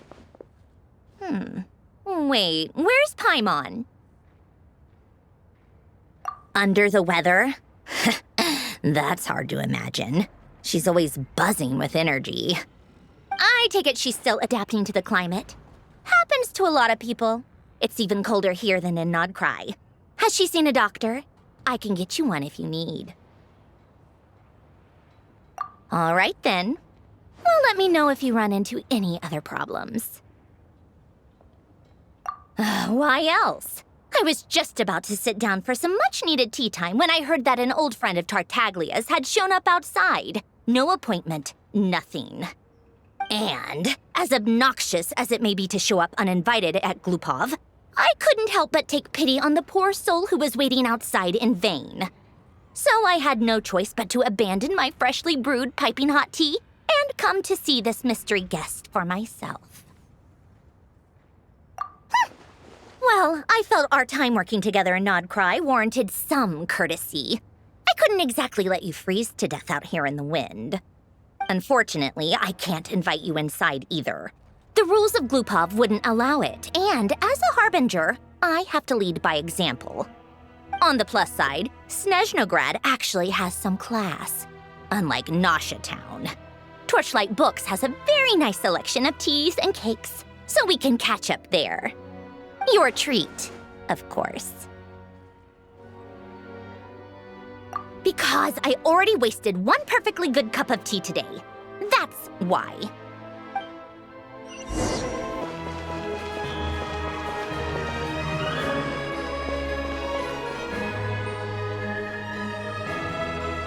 I've ordered for the both of us. No objections, I assume. I'm sure you trust my taste. Okay, let's get down to business. I'm guessing you don't actually have any urgent business with Tartaglia, per se. You just want information, right? Wanna take a guess?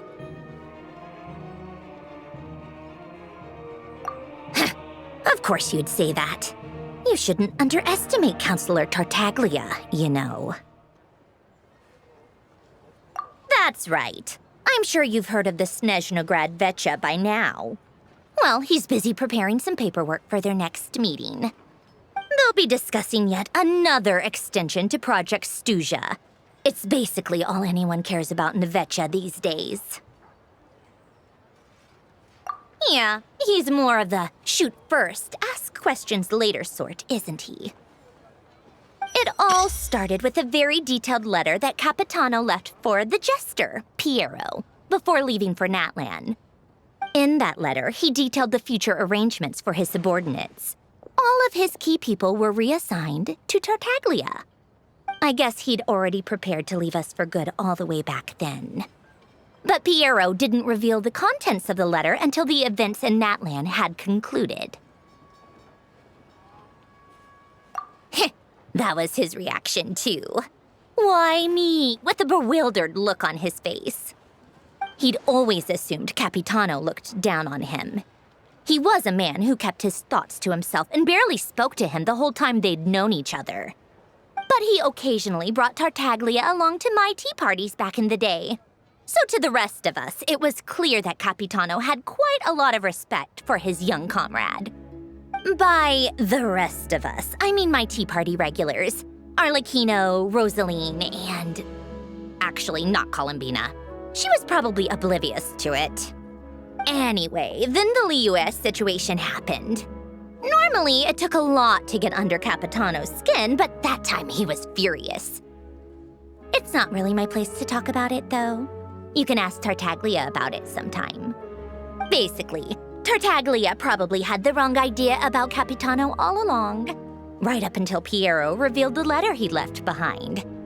Capitano believed that despite Tartaglia's immaturity, he showed great potential. Plus, he possessed a kind of purity rarely seen among members of the Fatui. Yeah, it's one of the few things that I'd agree those two have in common. But there's one other reason why Capitano chose Tartaglia to assume command of his troops.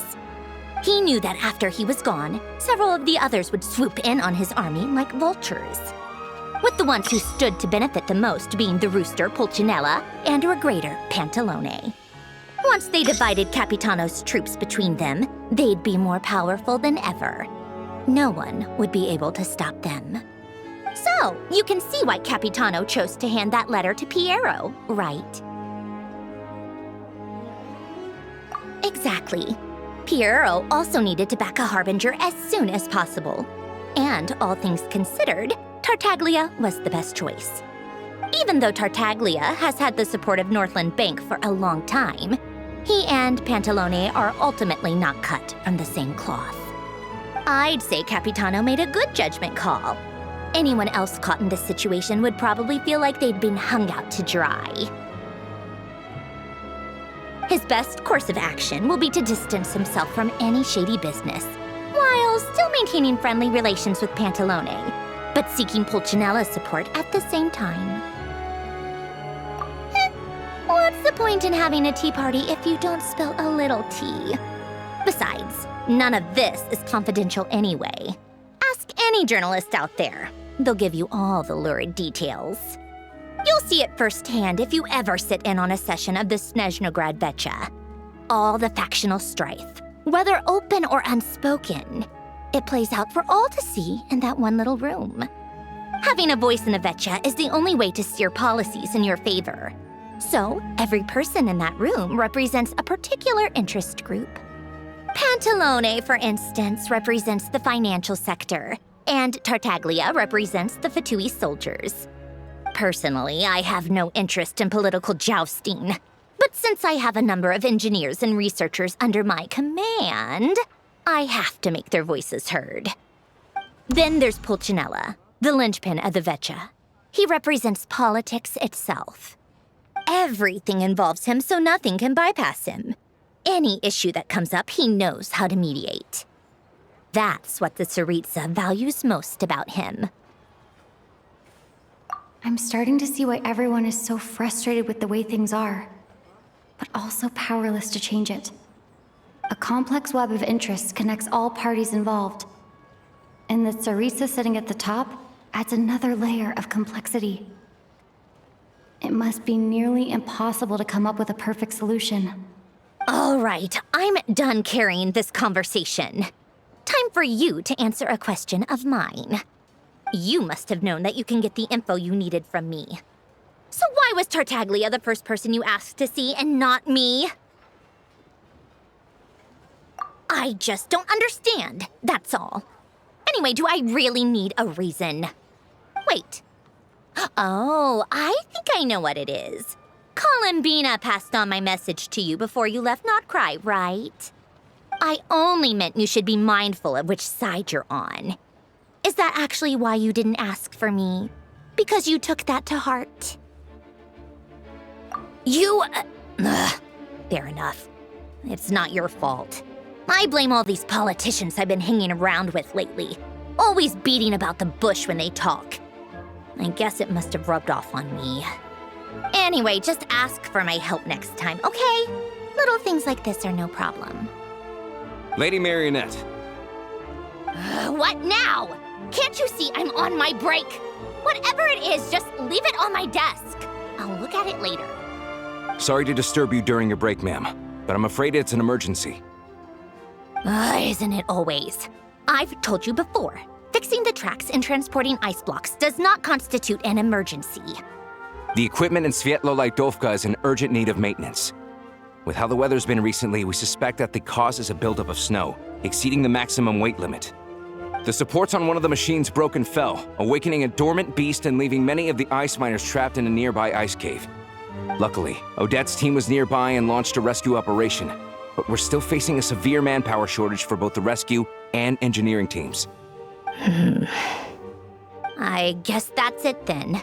Our tea party will have to end here. I'm the only engineer you'll need. Do you actually want to come with, or are you just saying that? Nice of you to return the favor. I'll have a couple of people look after Paimon. They can let her know that you had to step out for a while. Given how urgent this is, I'm sure she'll understand. And honestly, I'd rather have your help than anyone else's. Between your skills and experience, you'd be reliable help. Then let's go. You, take 2 people to Podvorye restaurant. Find her room and watch it like a hawk until we get back. If anything happens to Paimon, you'll be answering to me. Yes, Lady Marionette. They weren't exaggerating. This is really dangerous. It's a good thing only one of them broke. From what I've been told, most of the trapped miners are over in that direction. Yeah, you do that while I check the rest of the equipment. I'll evacuate the people around here as I go. Meet me back here as soon as you're done.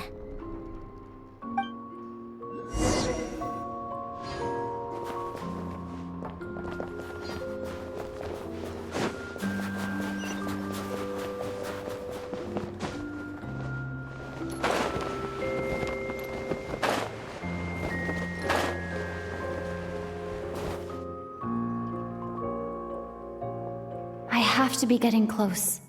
Don't go any further.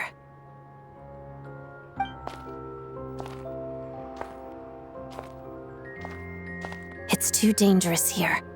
There's a highly aggressive monster on the prowl. You need to leave, now. Ah, I see. You're the backup from Snezhnegrad. Well, I'm Odette. Good to meet you. Ah, so this is Odette. She was the first member of the Fatui on the scene. There are 5 people trapped in the cave. Monster type is unknown, and so is its location. Let's go. Every second counts.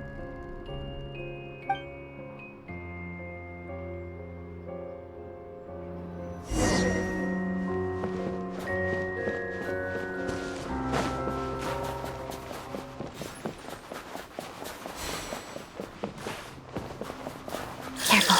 Something's moving.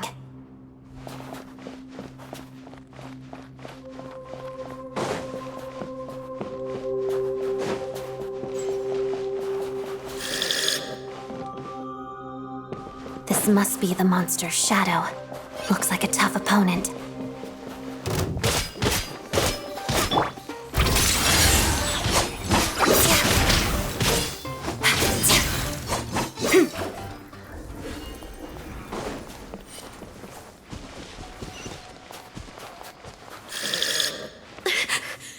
Stay back!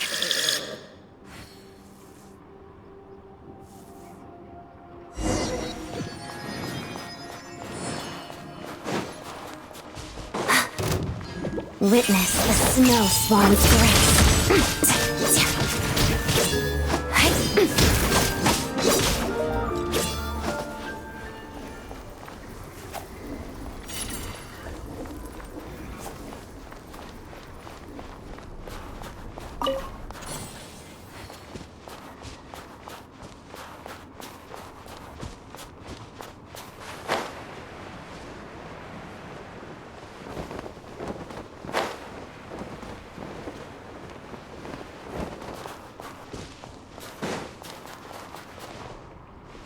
I see them. They're right behind the monster. The monster seems very agitated. It could attack at any moment. Let's make the first move.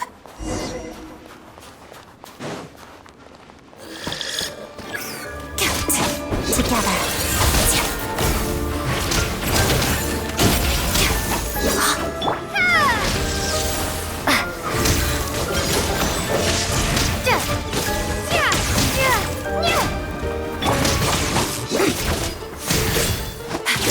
Begin. Crystalline Adagio.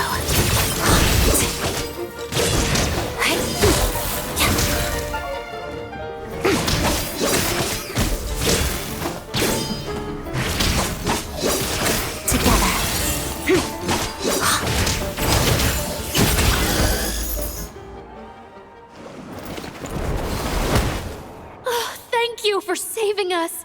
We'd have been monster fodder otherwise. Thank you. Thank you. You're welcome. You should be safe now. Follow this route out. She and I will stay behind to watch the rear. Thank you. Come on, let's go. This way.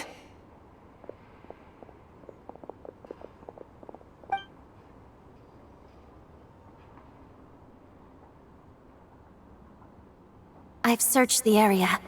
Pretty sure the monster made a tactical retreat. Yeah, but with us here, it won't be coming back anytime soon. It may be small, but don't be fooled. It's a ferocious beast. People are just food in its eyes. It's lucky we got here when we did. The trapped miners have been successfully evacuated. Time for us to leave. Wait, this place...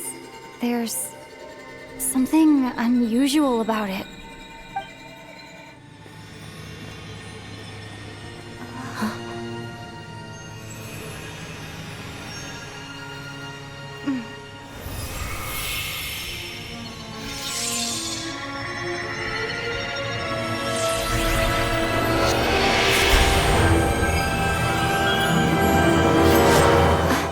What is that? I don't know. It's back? Guess it has family.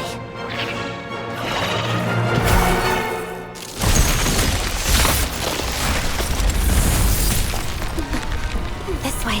Run!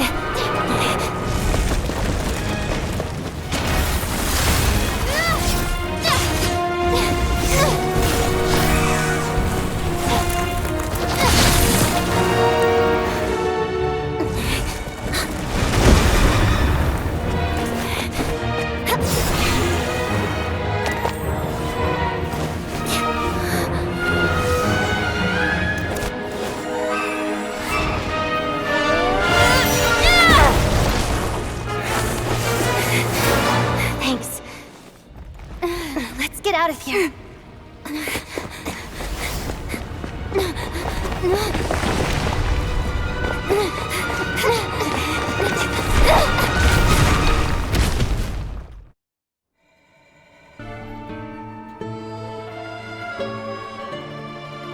Everyone's accounted for.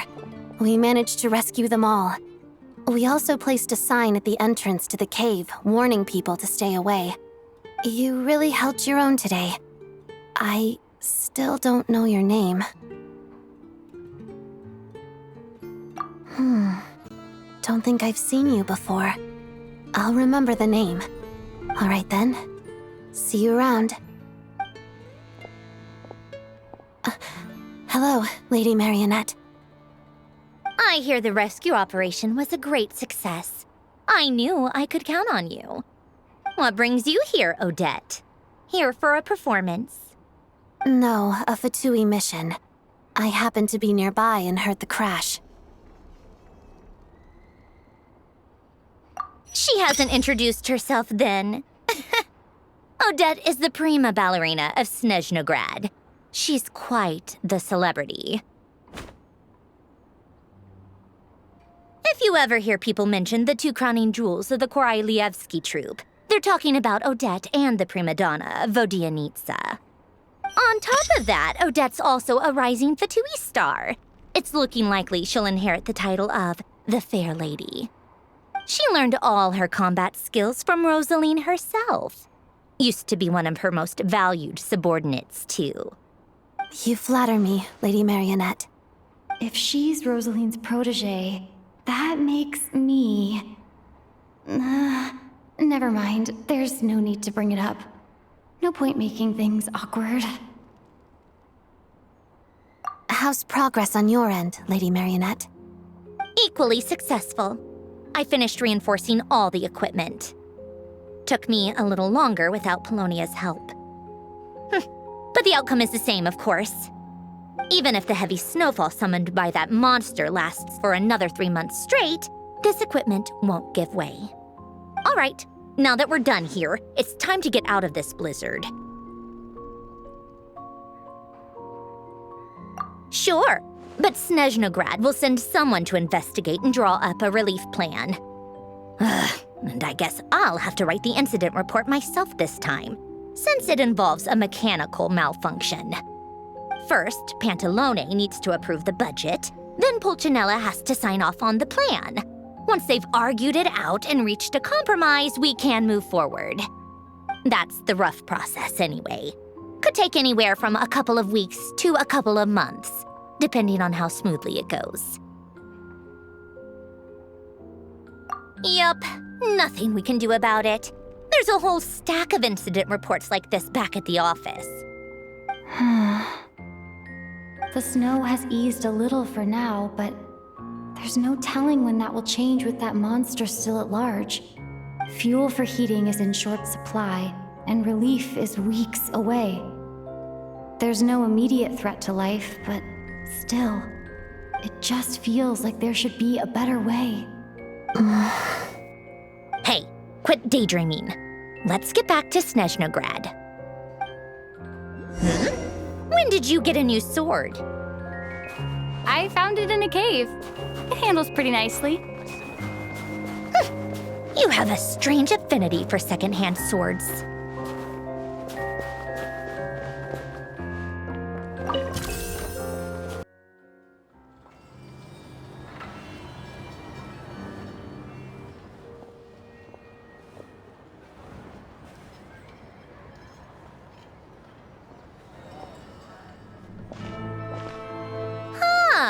Well, if it isn't Counselor Tartaglia, Mr. Big Shot himself.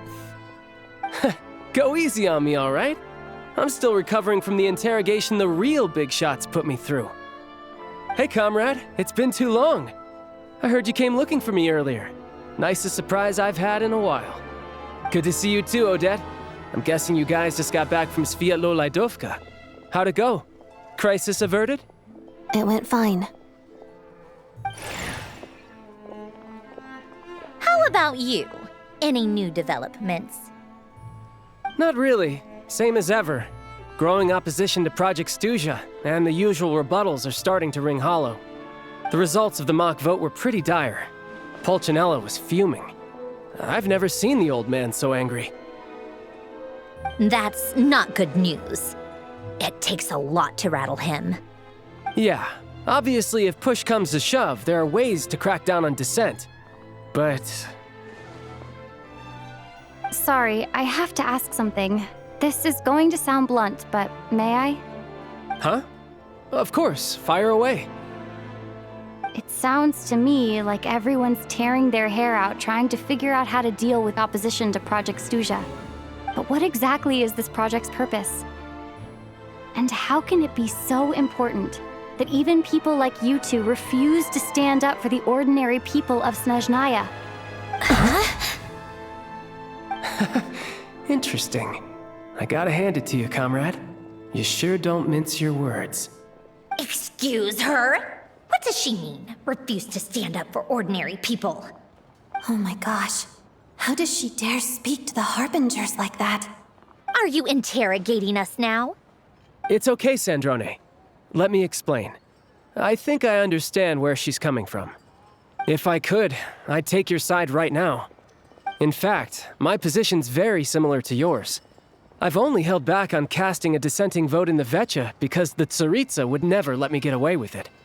Still, I have a responsibility to the Fatui armed forces, so I do what I can to make their voices heard. Most of them are just regular folks from small towns far from the capital. I'm sure you've seen how much those kinds of places are struggling right now. Oh, and for what it's worth, I'm from Arepasak myself. Things aren't going so swell there either. The Tsaritsa wants to create a better, safer future for the people of Snezhnaya, but she's thinking long-term. I don't doubt that from where you're standing, Project Stuja seems to be creating all sorts of issues for everyone.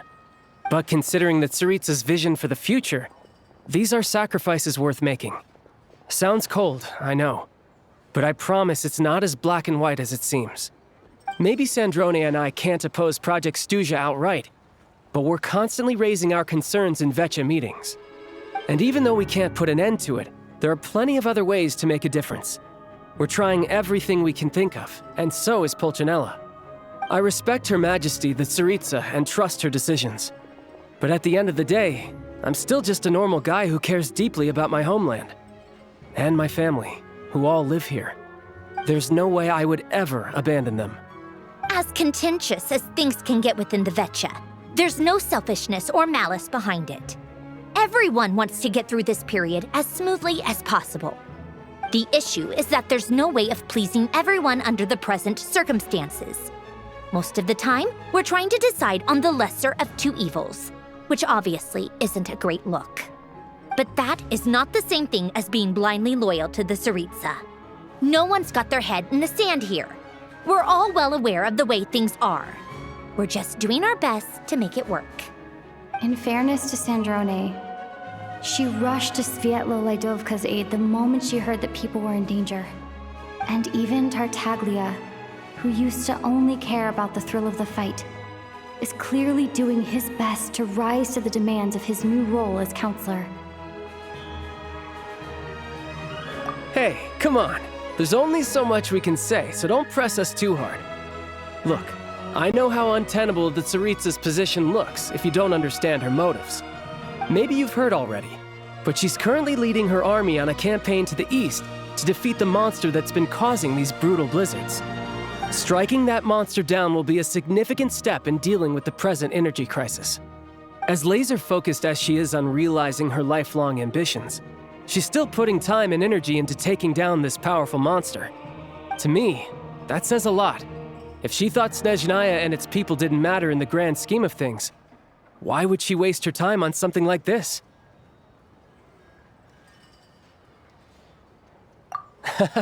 Thanks. I meant every word I said, though. I wasn't just trying to placate you. I've already done more than enough diplomacy for one day. I still think this adventurer raises a very important point. Our two harbingers have made their positions very clear. But there are many others in the Vetcha who must feel trapped and forced to vote against their conscience. I think it's a very valuable quality to be willing to speak one's mind, despite the risk of offending powerful figures. You can say that again. I highly doubt we'd feel the need to explain ourselves so much if we didn't know you so well. Forgive me, adventurer, but might I be so bold as to ask about your background? How is it that you can converse so openly with two harbingers? Oh, haven't you been properly introduced? Easier said than done. I like to think I'm not the kind of person who goes around busting open people's old wounds. I've only learned her name so far, and no details of her experiences. Is something wrong? Uh-oh. Is there no avoiding the subject of Rosaline? No, it's just... all right. I guess there's no getting around it. This is the world-renowned traveler who helped resolve the storm terror threat in Mondstadt, cleaned up after the mess I made in Liyue, and then went to Inazuma, where there was a duel before the throne in which the traveler defeated Rosaline. Oh. I'm sorry. I didn't think you two would be seeing much of each other, so I figured it wasn't worth bringing up. It's fine. It was a long time ago. It's fine. Sorry, I just remembered that we have a rehearsal coming up. Please excuse me. I should get going.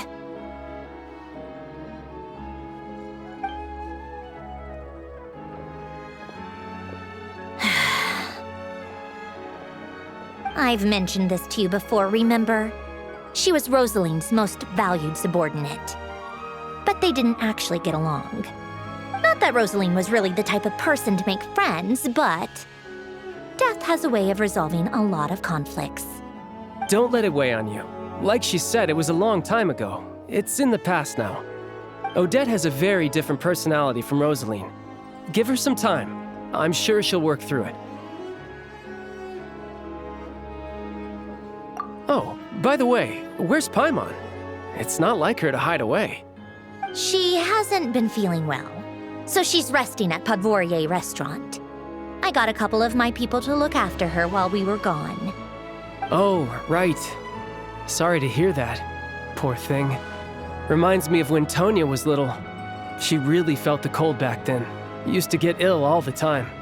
I felt so bad for her seeing her lying in bed, coughing. She was so mature for her age, though. Whenever someone came to visit her, she'd greet them with a smile and would never complain. I'm sure Paimon's a good kid, too. You're a little short on manpower, right? Let me have a couple of my people take over for yours. I'll send my most capable and reliable. They'll make sure Paimon can recover in peace. Well, that would be great. Your people are more qualified. Hey, don't mention it. I'm sure you have things to do. Hopefully this takes a load off your mind. So no more accusing me of not being on your side, all right? Already? That was quick.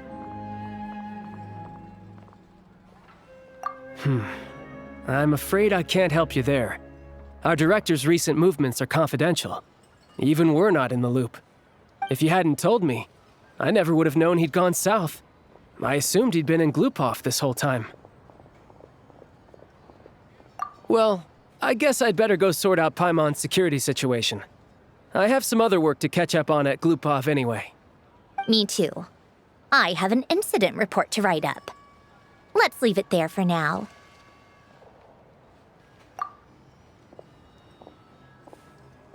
I guess everyone's in a difficult position. But Tartaglia's right. I have things to do. Things I want to do, and things I ought to do. To start with, I should go ask Alosha if he knows of any way to help Sviet Liledovka.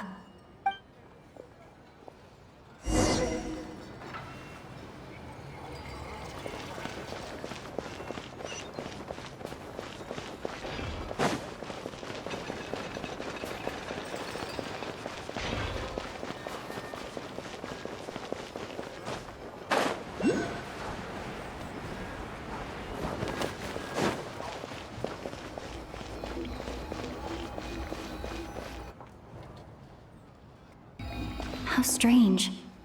This sword seems to be vibrating of its own accord. It's a very faint vibration, but it's getting stronger as I get closer to the Statue of the Seven. Does this sword have some connection to the statue? But all it does is vibrate, even when I touch it. That place I got this sword from was definitely out of the ordinary. Maybe I should try channeling the power of cryo?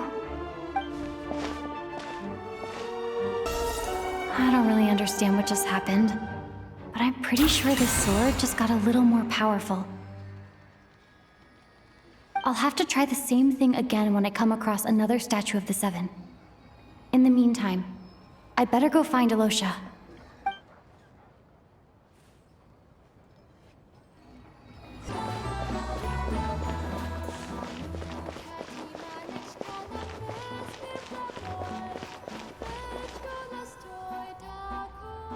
Hello there. How can I help?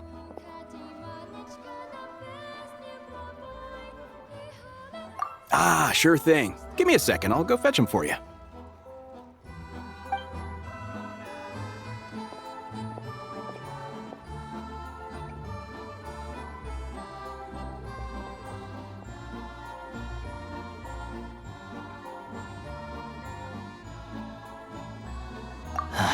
It's a familiar story.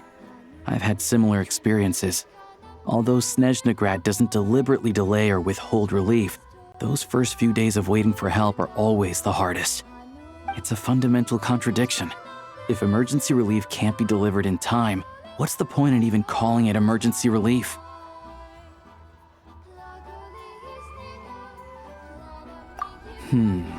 Not necessarily.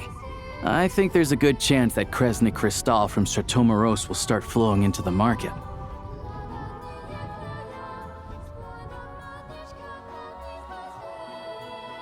When we resolve Stratomoros' energy issue, it's like we open the floodgates. A huge backlog of Krystal is now available to the townspeople. There's no way they can use it up at once. A lot of them will probably stockpile it and slowly work their way through.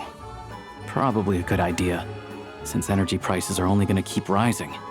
But there will always be people who urgently need Mora.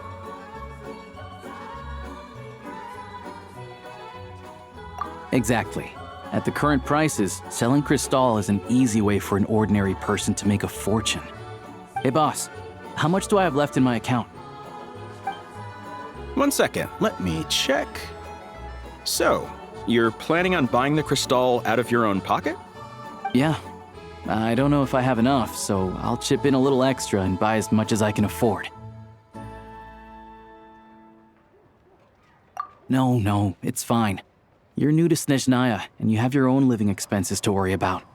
Besides, you're already providing the train. Here's your Mora. See what you can find at the market, but I doubt there'll be much Cristal left.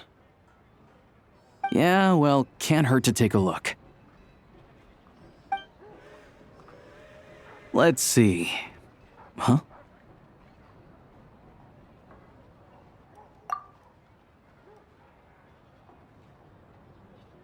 Oh, Alosha, and... Hello? I didn't realize you two knew each other. Yeah, I take on some odd jobs in the city to supplement my hunting income. Sometimes I work as a cleaner or prop hand at the theater where Odette is one of the big stars, so I've met her a few times. When the weather's as bad as this, it's better for a hunter to adapt than to keep looking for game. Yes, and we sometimes need extra help.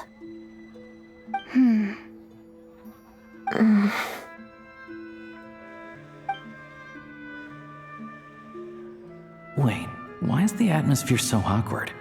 I thought things went pretty smoothly in Svietlolaidovka. So, what brings you here, Miss Odette?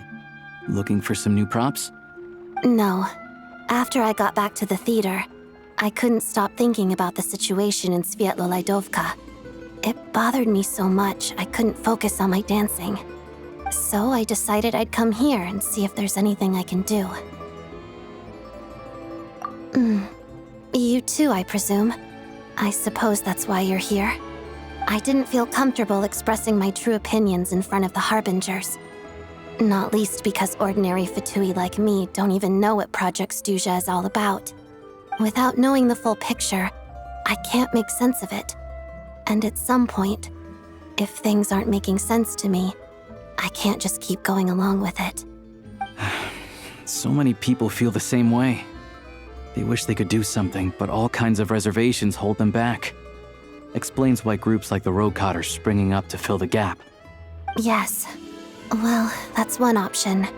But there are risks to consider with organizations like that. The Fatui does not encourage their activities.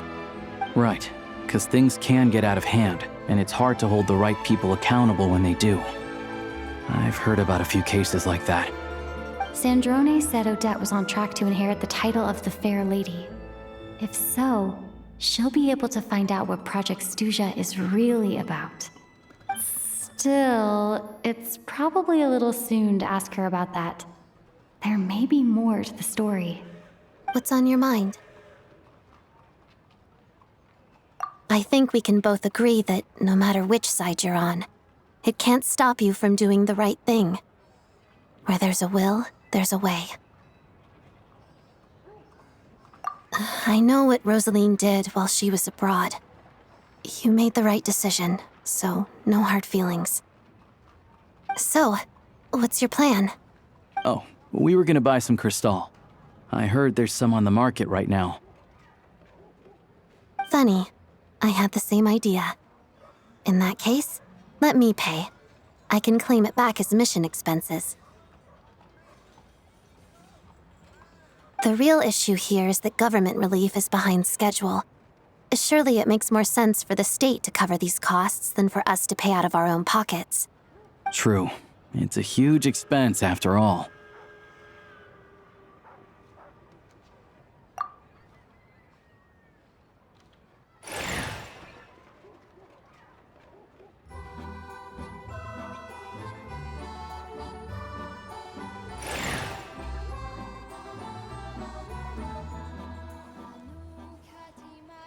Let me see. I'll take it all, please. And I'll be needing a receipt. Right. Choose mission budget under the expense category, but be sure to specify emergency rescue operation in the description. Otherwise, the normal reimbursement limit will apply. Let's book this train. Regulations say that if we need to transport Kresnik Crystal during Project Stuja, extra carriages can be added 1 hour before departure.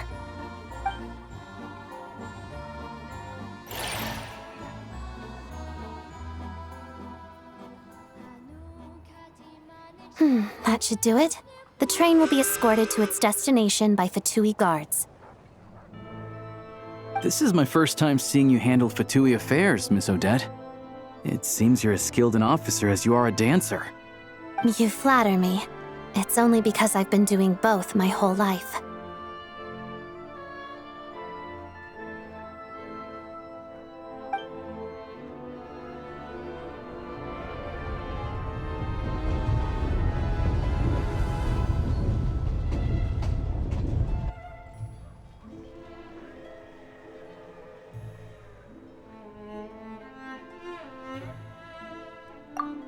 Anyway, I bet you've been non-stop today, am I right? Any idea how Paimon's doing? What's wrong? Who's Paimon? Her travel buddy hasn't been feeling well. She caught a cold right after they got to Snezhnaya. Sounds like she's important to you. I can't believe you've been dealing with this on top of everything you've been doing to help the people of Snezhnaya. I've got nothing going on right now, so I'll join you. I want to see how she's doing. May I come too? I have some candy that someone gave me back in Svietlolaidovka. Plus, I know a little bit about relieving cold symptoms. All right then, let's go.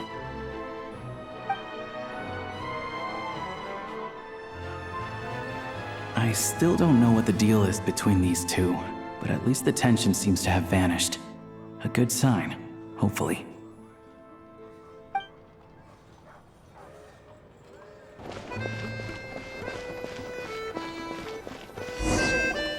Hello. Sorry, but there's a sick person recovering in this room. Can I help you? What happened?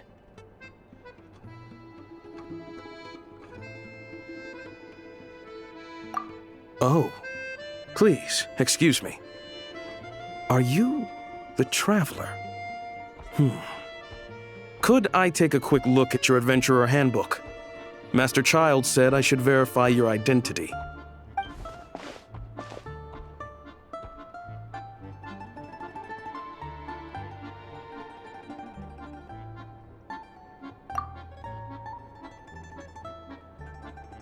Ah, it's really you.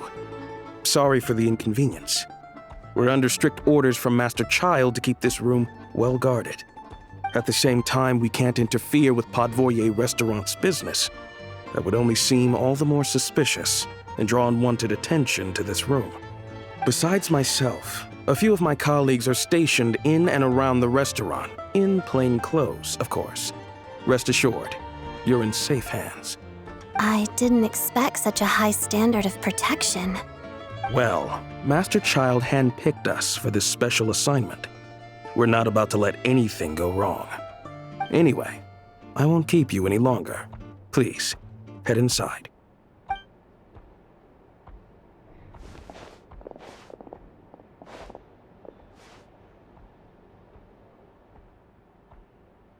Traveler! Alosha, you're back! Oh, hey! Who's our new friend? Hi, I'm Odette. The Traveler and I crossed paths a few times. Another friend from the Fatui, huh? You're practically a member yourself by this point.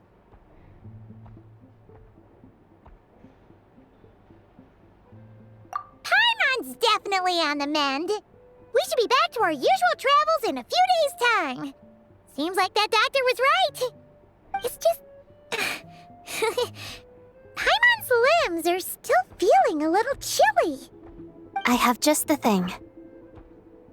Whoa! What's this? Is that inside an ice cube? Wait, is this real ice? How's it not melting? And how does the fire keep on burning? All keen observations. You're right. This is called core ignis. Whenever I've caught a cold in the past, I found I recover much more quickly if I place this by my bed. You're welcome to borrow it. Awesome! Wow! It's so nice and warm! Oh, it's like magic. Your name was Odette, right? How did you two meet again? Looks like she's in pretty good spirits. That's a relief. Any progress with your investigation yet? No surprises there, I'm sure. They're not likely to let anything slip. The Rokad, huh? Let me think. Members of the Rokad keep their true identities hidden, but I think there might be someone I can introduce you to. Leave it with me. Meet me at the Korolyevsky troupe tomorrow, and I'll tell you how it goes. Would anyone like a drink? I'm gonna head to the bar. Paimon will have... maybe some hot milk? Yeah. Paimon's in the mood for something warm. Enough with the secret chat, you two. Let's catch up properly in a minute. Paimon wants to know everything that's happened today. It'll be kinda like tabletop troupe. No reason why listening to a story can't be an adventure. Ah, you made it. I've got some tickets, and I managed to set something up with the Rokad. It'll have to wait until after the show, though.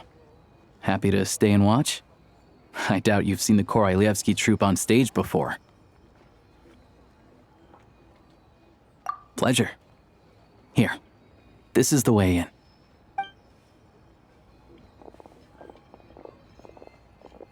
Please present yourself for a routine inspection in accordance with theater regulations. Thank you.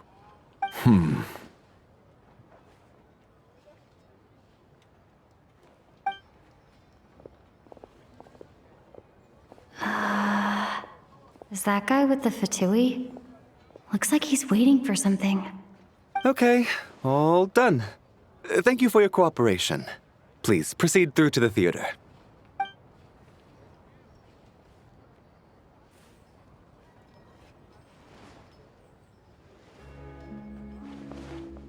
What's up? Everything okay? Snezhnaya's business and political leaders are always passing through here, so it makes sense that security's tight. Still, it's a little unusual to see the Fatui's Armory Palace guard here. You saw him, right? The guy right at the back. Strong, silent type. His name's Valeri. He's part of the Special Assignments Battalion, but I only ever see him here for one thing. To look for a guy named Mitya. Supposedly a researcher, though he never seems to put much time in at the office. The theater is one of his favorite places to hang out when he's playing hooky from work. But that's not for us to worry about. Let's go. The show's about to start. What do you think? Pretty impressive, huh?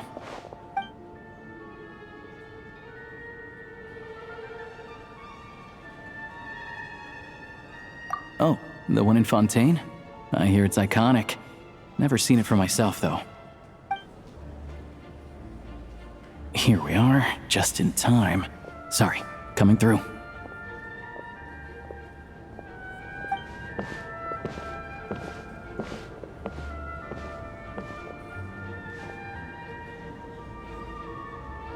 Ugh. If you're gonna show up late, keep your mouth shut. What's his problem? Whatever. No point arguing with people like that. Look, there she is. That's who I'm introducing you to later. She's the lead singer of the troupe, Vodyanitsa.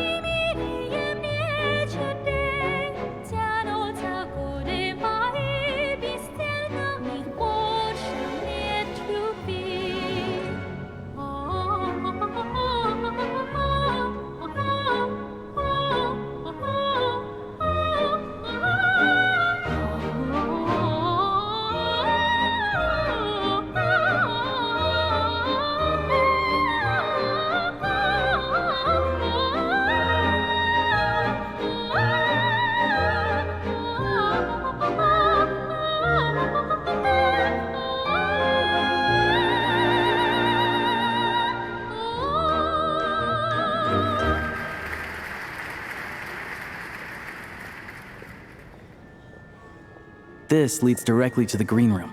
They're expecting us. Vodyanitsa will be waiting for us there.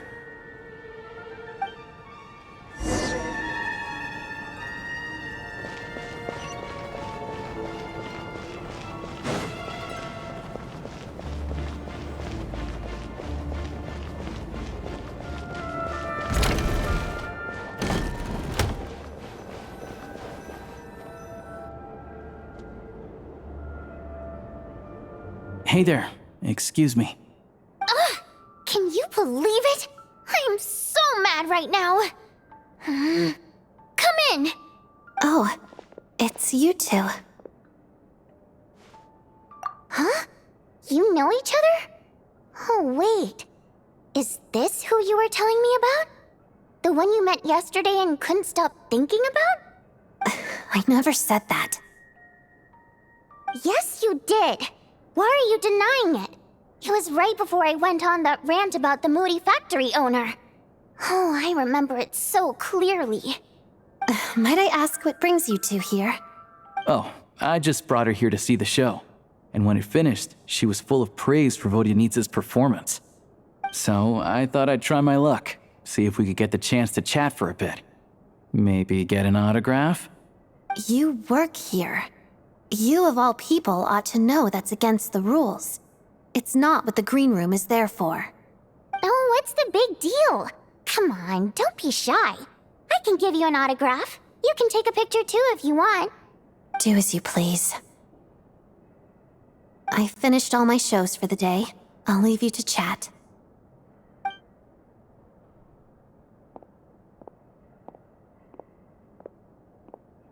I wasn't making that stuff up, you know.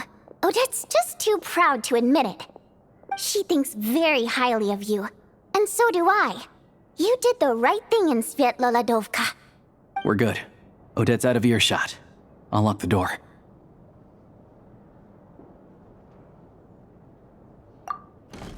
Confidentiality, of course. The Rokot is very strict on that. Whoa, Alosha! Not out loud! Not with an outsider here. Relax, I've taken care of it. Look at this. The president's reply sent this morning. Wait, so she's been approved to join? You told me last night that you wanted to get intel from the Rokot. Unfortunately, Rokot intel is only available to members. But ever since you set foot in Snezhnaya, we've been working together. I've seen the way you work, your character, and your motives. Everything about you is perfectly in alignment with what we're trying to achieve in the Rokot. So I figured I might as well cut to the chase. I wrote a letter to the president explaining your situation, including just the right amount of detail. His approval came very quickly. Of course, it's still your decision whether you want to join or not. We'll respect your choice. Well, assuming Odette was telling the truth and she didn't misjudge you, I guess we don't need to worry about you blowing our cover. Still, you gave me a real fright. I didn't know that's why you came looking for me.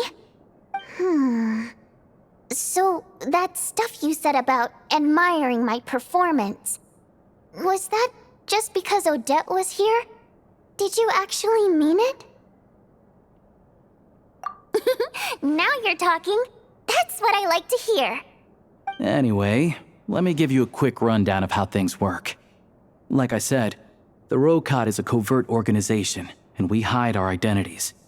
Members typically don't meet in person or even know each other's identities. This helps us maintain a high level of independence and secrecy. Because of this, members are basically free to decide their methods without constraints, so long as the outcome of any activity doesn't violate the organization's principles. After all, we don't have any ostensible contact with each other. This way, if anything goes wrong, no one else will be implicated. Beyond the freedom to choose how you operate, it's also your choice whether to act at all. We have plenty of members who have yet to take any action. In short, joining the Rokot in and of itself won't place any restrictions on your activity in Snezhnaya. There's a code of conduct you can read if it interests you.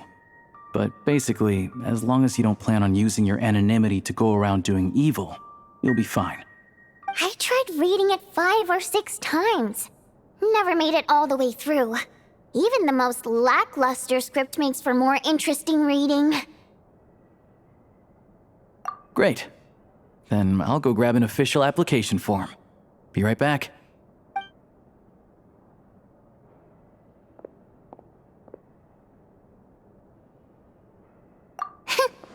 Well, Alosha has this pet dog, you see.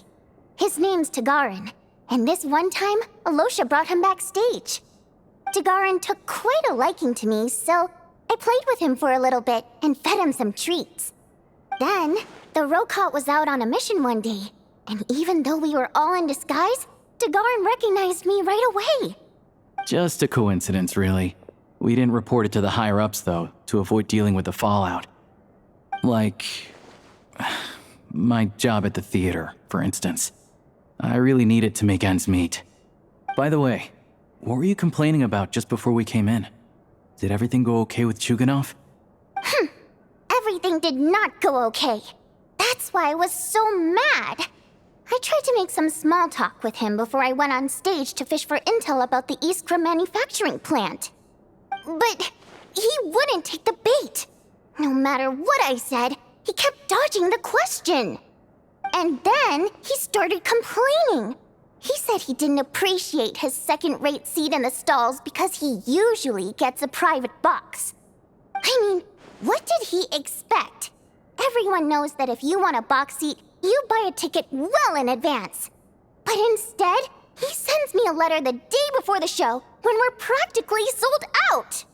I had to juggle things around just to get him a half-decent seat, hoping he would appreciate the gesture enough to share some information.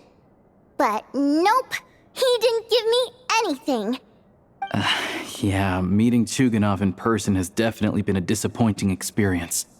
Oh, you probably don't know who we're talking about, do you? Chuganov was that older guy you were sitting next to today.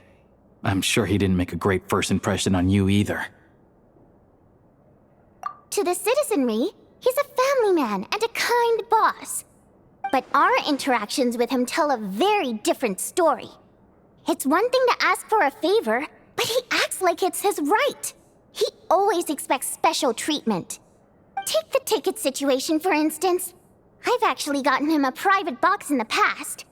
But not only was he not even grateful, now he's acting like I've sold him short this time. Not to mention that he's never paid for a single one of his tickets. And another thing, if he's such a big family man, why doesn't he bring his wife and daughter to see the show once in a while? I've never seen them here, not even once.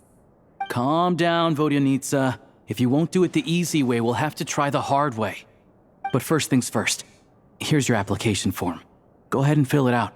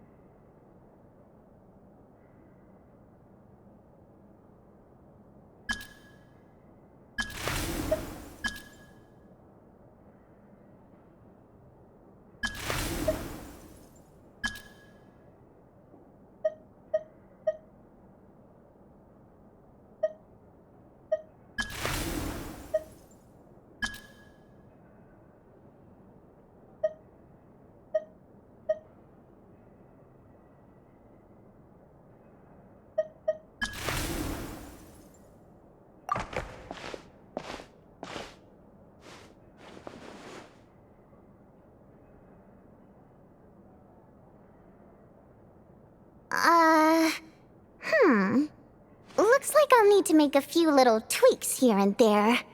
But other than that, you're good to go. We'll hold on to this for you. All right.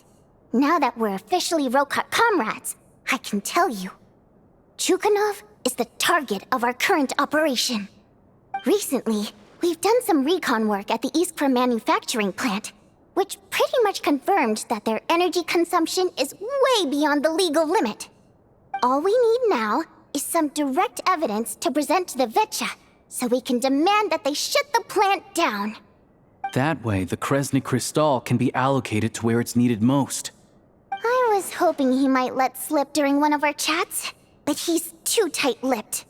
We'll have to find another way. I'm meeting another regular theater goer tonight. Mitya.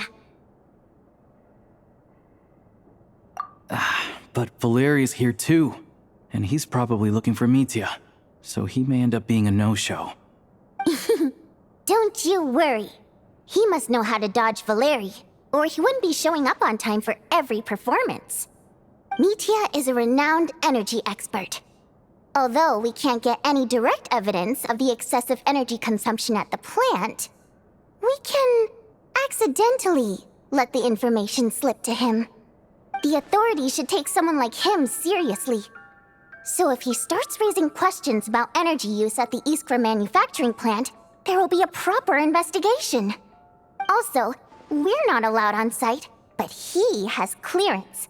So all we need is his cooperation. Yeah, so that's the other thing we're trying to figure out. Though I think we're far less likely to make any progress on that front. Still, I hear that Mitya is a bit of a chatterbox. So, who knows? Maybe if we catch him in the right mood, he'll let something slip. What do you think? Sound like something worth your time?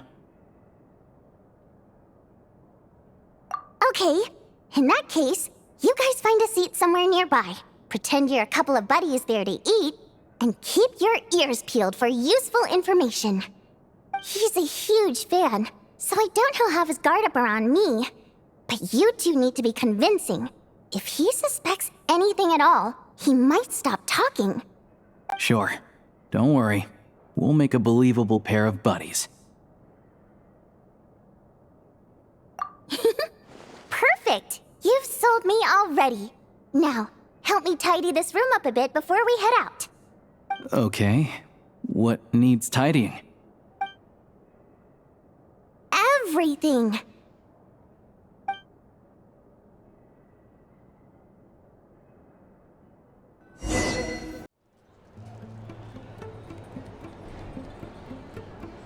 We come here often, so we shouldn't stand out. Let's sit here. Now, it's up to Vodyanica. Let's see how the conversation goes.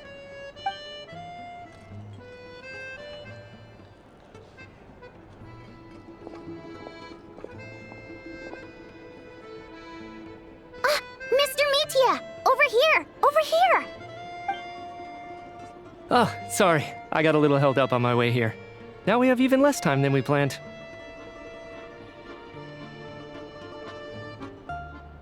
Go ahead and order some snacks and drinks, whatever you like. Let me see. According to my schedule, we still have 25 minutes left. You're really pressed for time today, huh? I was imagining this would be a leisurely chat. If you'd prefer, we can always reschedule for another afternoon when you have more time. No need. Getting to meet the lead singer is a very precious opportunity for me. I'm not about to pass it up. I've already had to decline your invitation several times because our schedules rarely align. If I don't grab this chance while it's here, who knows when the next one will come around? Well, it's very kind of you to make time just for me. I'm not too sure, to be honest. But Snezhnaya's full of weird and wonderful things like that, so people tend not to bat an eye. I'm sure the same will go for the Eye of Grey and Paimon. The reason I invited you out for tea and a chat today was to get some feedback from a true fan of the theater.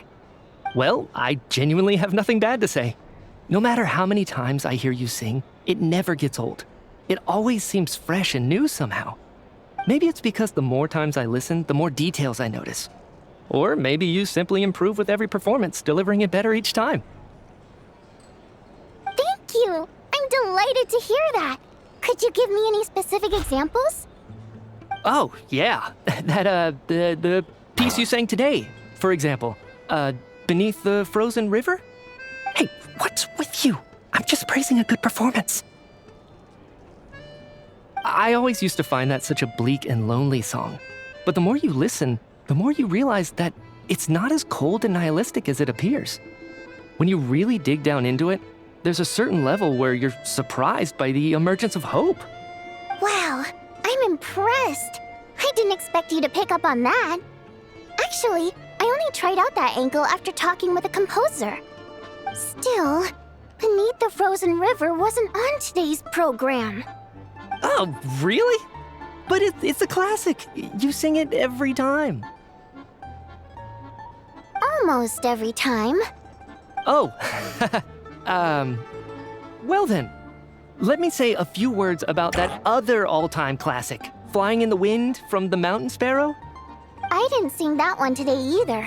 My voice wasn't quite up to it, so I switched it out at the last minute. Oh, but,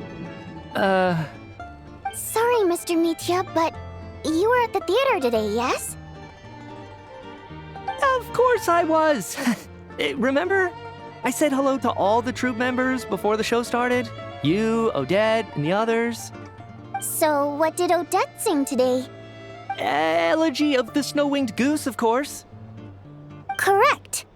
I see. I see. You find my singing boring, don't you? That's why you don't remember a single song. Looks like I'll need to cut a few from the program next time. No, that's not it. I swear. All right. I'll be straight with you. I'm sorry. My mind was wandering as you took the stage today. I enjoy watching your shows because the exquisite performances stimulate the mind. It always sparks some inspiration for my research. So whenever I get stuck at work, I come to the theater for a change of pace. Odette's dance during the Elegy of the Snow-Winged Goose today was simply incredible.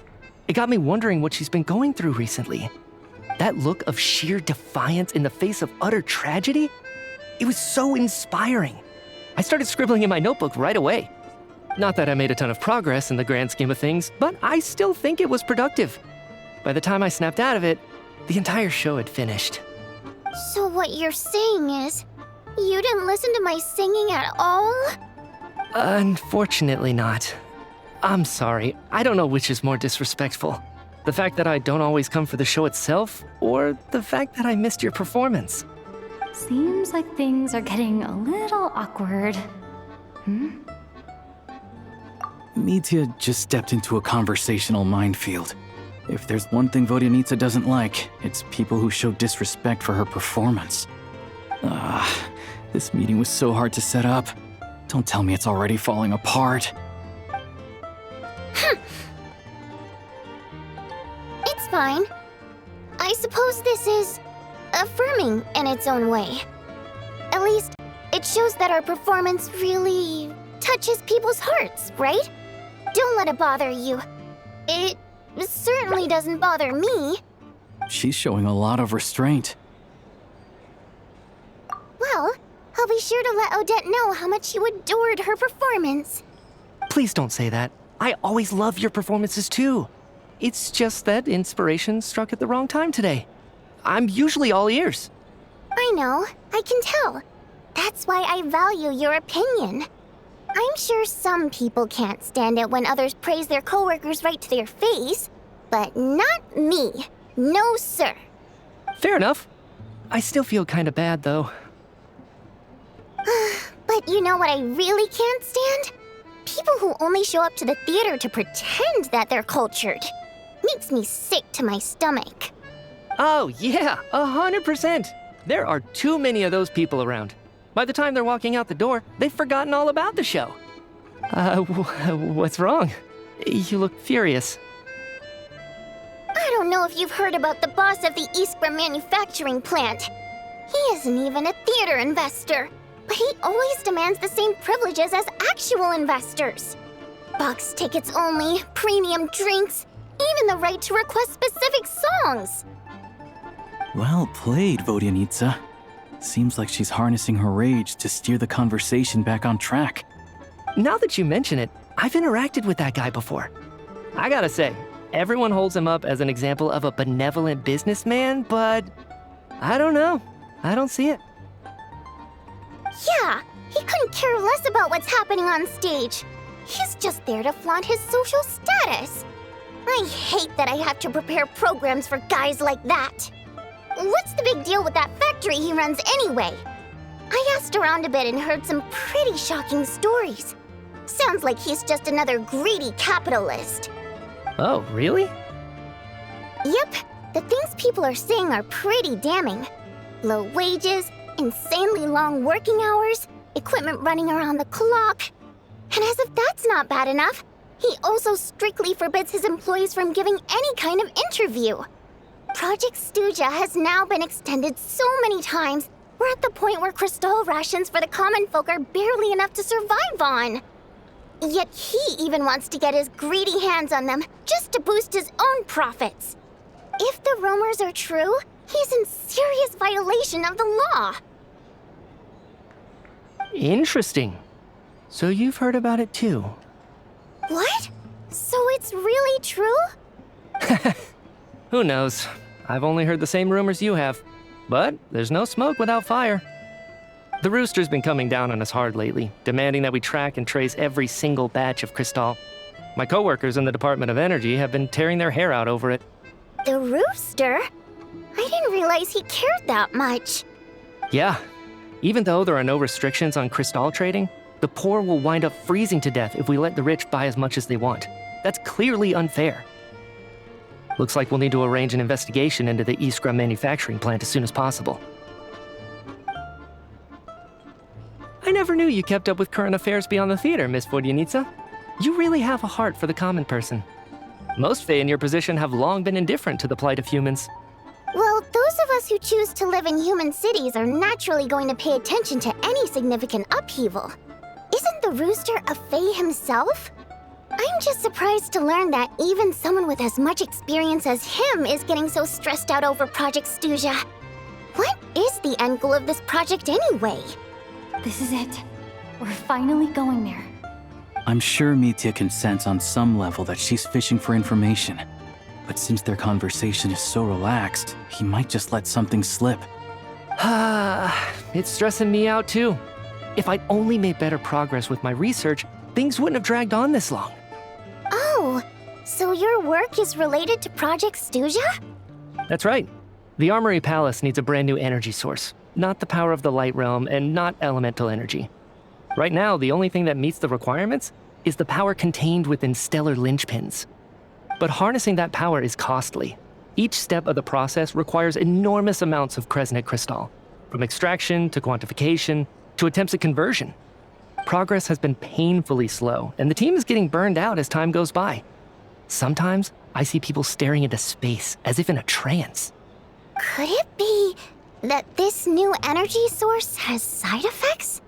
No, it doesn't affect us, because the energy is used for...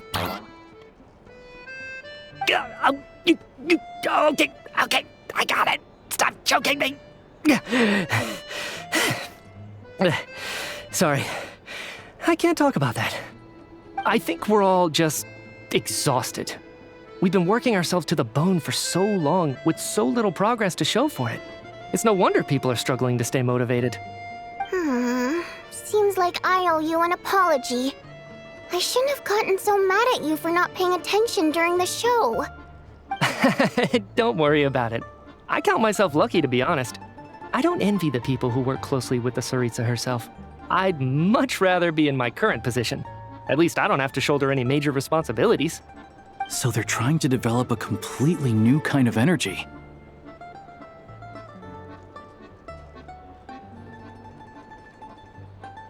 Yeah, censored by a scarf. Who would have thought? Oh, dear. It looks like my time is up. I'm afraid I have to leave. I'm so sorry. We ended up barely talking about the theater. That's okay. It was a pleasure chatting with you, really. Let's make up for it next time. Yeah, hopefully once the work pressure eases up a little, I'll be able to focus more on the performance, and then we'll have more to discuss. We touched on some confidential issues today. I'd be grateful if you could keep it between us. That could have gone worse. Nice job. Why was Mitya in such a hurry to leave, though? Sorry, routine inspection.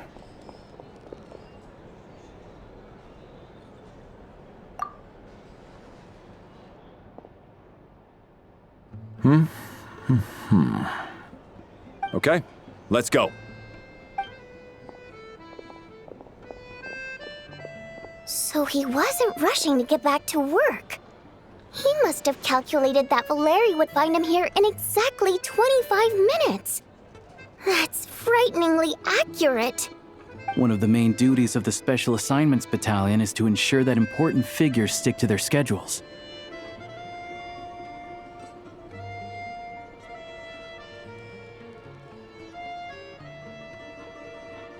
All right, time for us to get going too. Excuse me, check please. We'll settle our check too, then. Oh, hello there. Mr. Mitya paid the check before leaving. He also asked me to pass on a message. He said it was an honor to share his tea break with Miss Vodyanitsa and her two friends. Wait. So he knew we were here all along?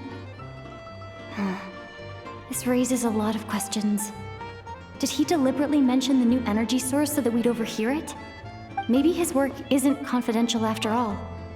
Maybe the key here is the purpose of this new energy. I guess that's the next thing to look into.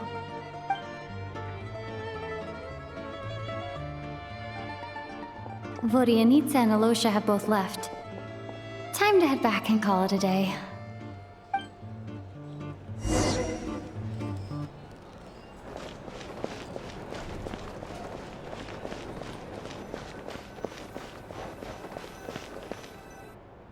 You're back! You're pretty early today. Paimon was just gonna mention that. After she woke up today, Paimon felt like her temperature was completely back to normal. But her strength still hasn't returned. Still, there's some good news.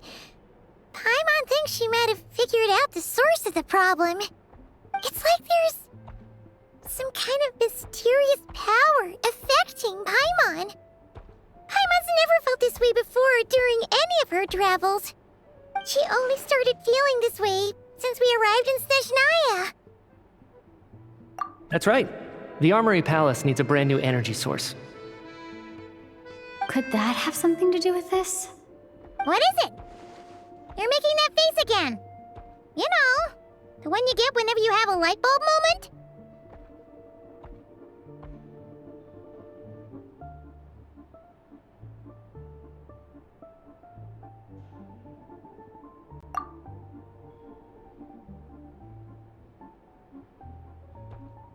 So, they're trying to develop a new energy source here? And you think that might be why Paimon's feeling unwell? Well, Mitya denied that the energy they're researching has any side effects. Although, he did say that people working on the project have been having issues with their concentration and short-term memory. And even so, those are completely different symptoms from Paimon's. It's pretty faint, so it's kind of hard to tell. But if anything, it seems like it's coming from roughly the same direction as the Armory Palace.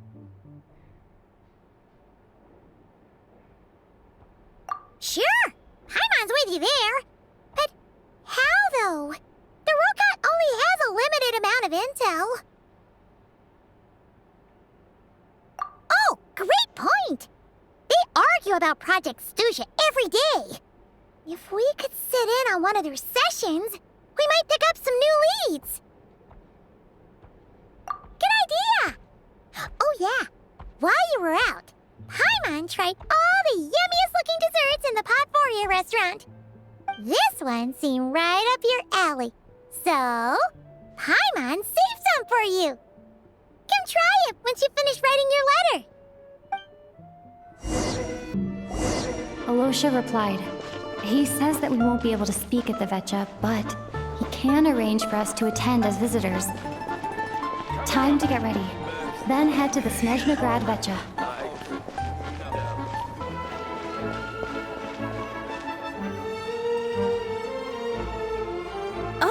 Miss Vodyanitsa, prima donna of the Korolievsky troupe. What a surprise meeting you here. will you be sitting in on a session of the Vetcha? Sorry, I'm not taking interviews today. Oh good, you're here. The session's about to begin. Let's get inside. Please wait, Miss Vodyanitsa. Could you introduce me to your new friend?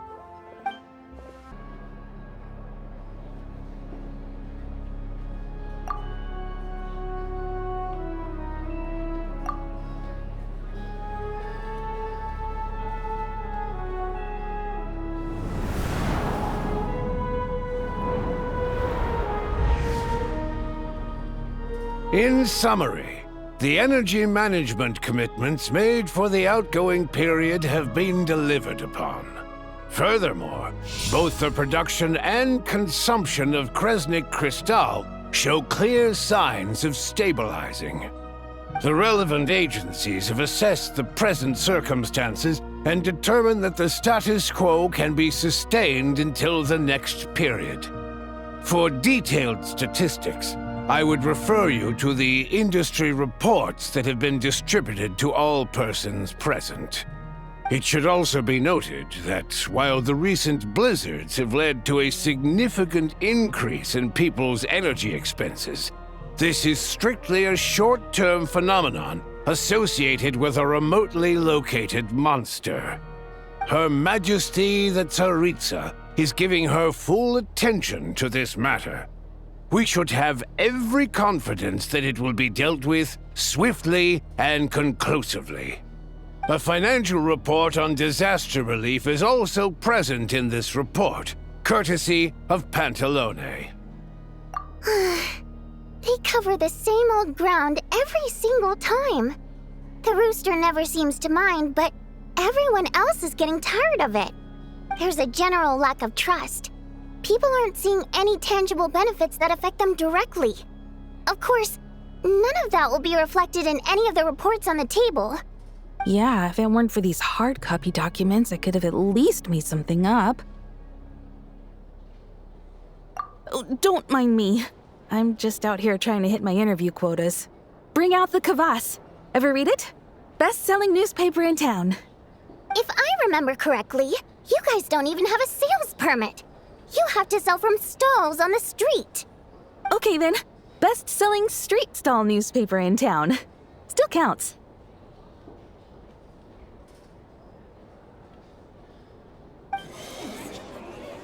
Order! We will now open the floor to the representatives.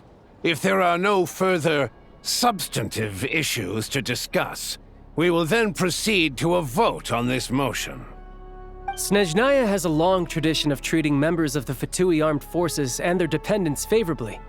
But recent surveys shows that Fatui families in remote areas have access to 15% less crystal than the average civilian family in Snezhnograd. It's been said many times before, but it bears repeating now.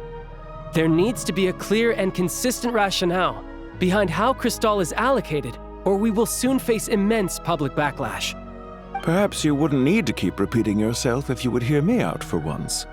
I say again, true consistency exists only in principle. In the real world, fairness is relative. You appear to treat resource allocation as a simple function of production and population. So what about when the equipment used in production breaks down? Have you factored that into your equation? And do you even know how long it's been since Snezhnaya last conducted a census? If I knew the answers to questions like that, I'm sure I'd be a very wealthy man. And I doubt I'd be going by child. I'd like to bring the focus back to the specific issue I raised. Or do you wish to deny that favorable treatment for Fatui dependents is our long-standing policy? It's easy to be a critic when there's no accountability. That seems to be a running theme in the anti-Project Stuja cohort. Defeat the ringleader and all other problems will magically resolve themselves. That's what they seem to think. But in case you aren't aware, not one jot in my report would change whether Project Stuja continues or not. So you have no intention whatsoever of finding a solution to this problem? On the contrary, I'm the only one here who ever brings solutions. Child opened by speaking up for the armed forces. Regrator struck back with style and a war of words ensued.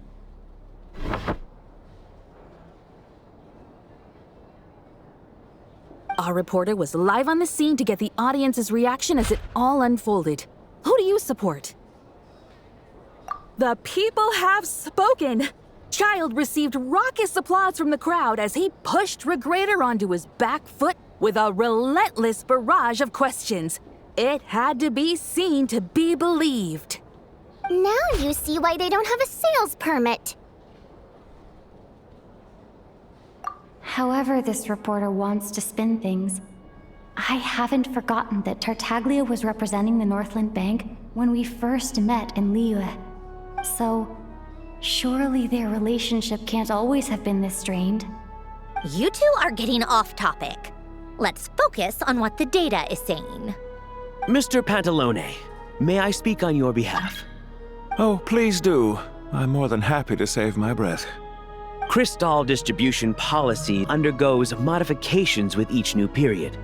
The ultimate goal being to find the most reasonable method of allocation, which I believe is what Mr. Tartaglia also seeks. But I fear many may have been misled on this topic by extremist activists. To clarify, Project Stuja is not the root cause of the problem. It is merely a framework for resource distribution.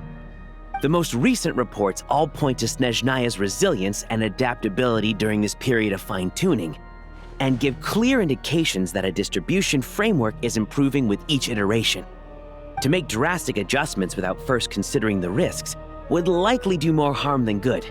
It would be a waste of the hard-won experience we've gained to date. Renowned scholar of finance, Arapov spoke up to clarify the fiscal logic, clearly alluding to social organizations like the Rokot in his words. With the notorious Lelex still active to this day, should the Rokot be held responsible? No, there is someone else to blame. She's just rephrasing what Mr. Pantalone said. The Rokot are the critics he accuses of taking no responsibility for their actions. As for Lilik, you won't have heard of him yet. He's currently the most famous member of the Rokot. Well, more like infamous. Ending Project Stuja has become an obsession for him. Unlike the more decent ones among us, he believes that votes in the Vetcha are all that matter. So whether it's threats, coercion, or bribery, he'll use whatever means necessary to get people to change their vote. And since we're already on the subject, what do you think of Lelek's methods? Are you for or against? Yes, don't we all? Lelek supporters grow in number by the day. We stand with Lelek. At least someone here wants to take this discussion seriously. I've been considering that issue myself. What you really need is more precise regional data, right? I think it would be easiest to let the Fatui handle it, since they're already in charge of Crystal shipments anyway. We may as well get them to collect some data while they're at it. Whatever you need, you can ask the Fatui to look into it for you. In terms of supervision, I think the Druzhna would be a good fit. I had hoped to discuss this with Miss Vesna, but sadly, she's not present. I will be happy to take a note of your suggestions and present them to Commander Vesna for a decision upon her return. The Commander has always taken a keen interest in Project Stuja. However, given the Druzhna's demanding workload, I'm afraid it may prove difficult for them to provide any practical support. Let us refrain from jumping to conclusions until a concrete and actionable plan is in place. My apologies, Lord Rooster. There are numerous issues to address here, including manpower, time sensitivity, and reporting lines. Nevertheless, I support drafting a proposal. Follow the usual procedure, and it can be raised as a new motion for all parties to evaluate at the appropriate time. In that case, I'd like to share one thought before the proposal is drafted. The issue of time sensitivity was raised just now, which I presume relates to the official reports. In fact, the Energy Commission already collects regular statistics on each urban center and its surrounding area. Would these be of any use? That's a good idea. I read every issue of Sviet Lolaidovka's report, and although my focus is mostly on the section about equipment operation, the energy consumption statistics also yield a lot of insights. Be that as it may, does no one see an issue with using local data to determine Crystal quotas? In the long term, it seems like a very risky solution. Not if they are used purely for reference. So long as we have the report from the Northland Bank's headquarters to corroborate it, no one will be able to fool me. Very well then. It appears that this arrangement is acceptable to all parties. Yeah, sounds good to me. The members reached a provisional consensus on the issue of improving treatment for Fatui soldiers.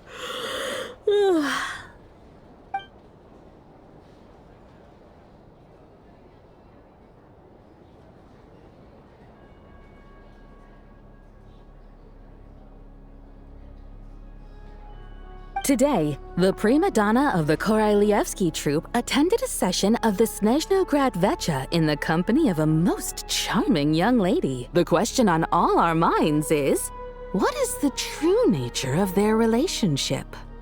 Write anything like that again, and I'm revoking your permission to interview the troupe. Got it?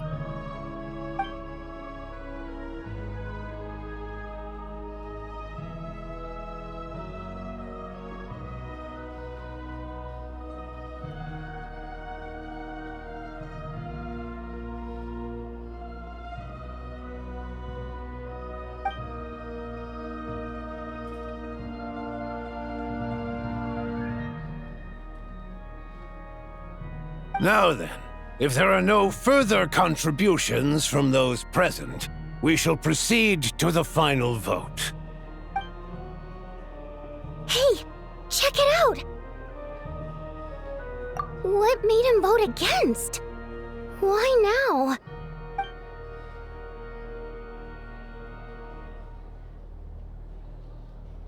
The votes have been tallied.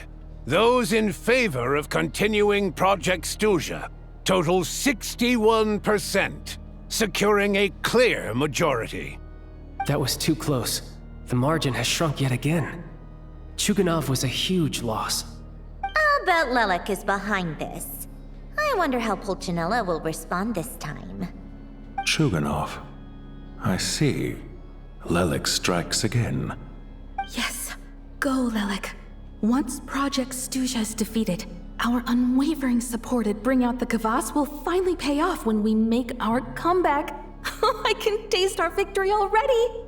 In accordance with the result of this vote, Project Stuja will remain in effect until the next Vecha period. Finally, may I remind us all, we debate only for the greater glory and solidarity of our nation. May the aurora shine ever on, and the tundra always stand firm. The session is concluded.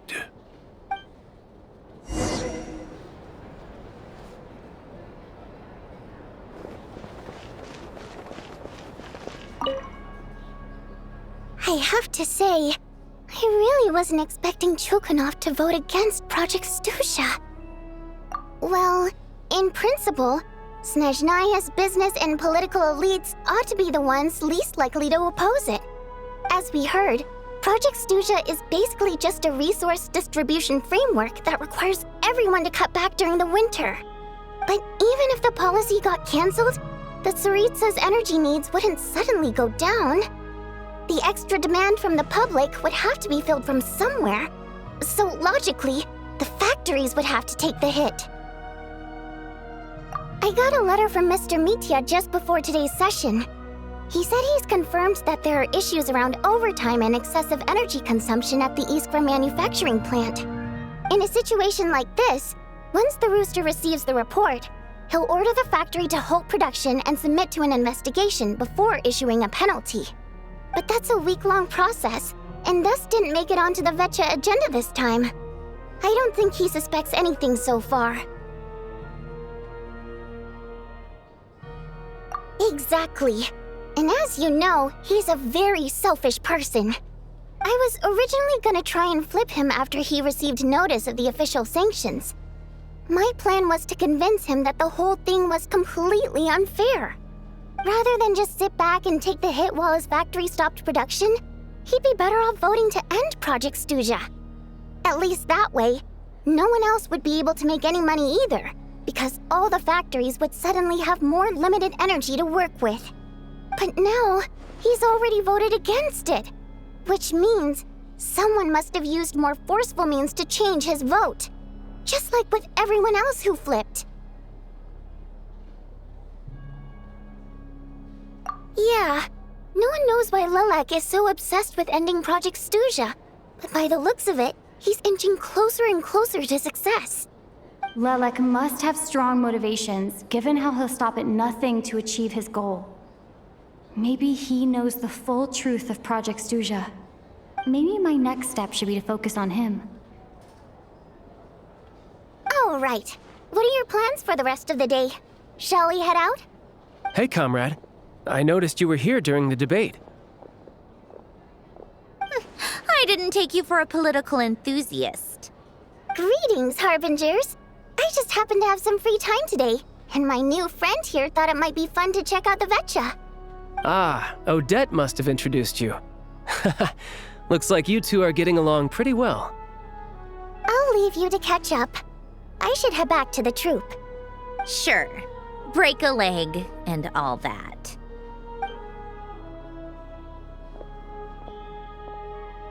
Thought it might be fun to check out the Vetcha, did you? Things are never that simple with you, Traveler. There's no way you're here for kicks and giggles. Tell me I'm wrong. Oh, yeah. To some, he's a captivating enigma. To others, he's the bane of their existence. No one ever thought that some anonymous nobody from the Rokot could cause such a stir. Huh? You want to look into Lelik? Then I'm sure his days of anonymity are numbered. What do you think, Sandrone? Fine by me, I guess. If the Traveler actually manages to expose Lelik, it'll be doing Pulcinella a favor. In return, it seems fair to let her in on what we've learned so far. My thoughts exactly. Sharing is caring, after all. Head back to Glupov and grab the files on Lelik. It's easier to just pull the records than go through the rigmarole of getting the Traveler a visitor's permit. As you command, child, sir. In that case, since we're going to be waiting anyway, I'll have someone brew a pot of black tea.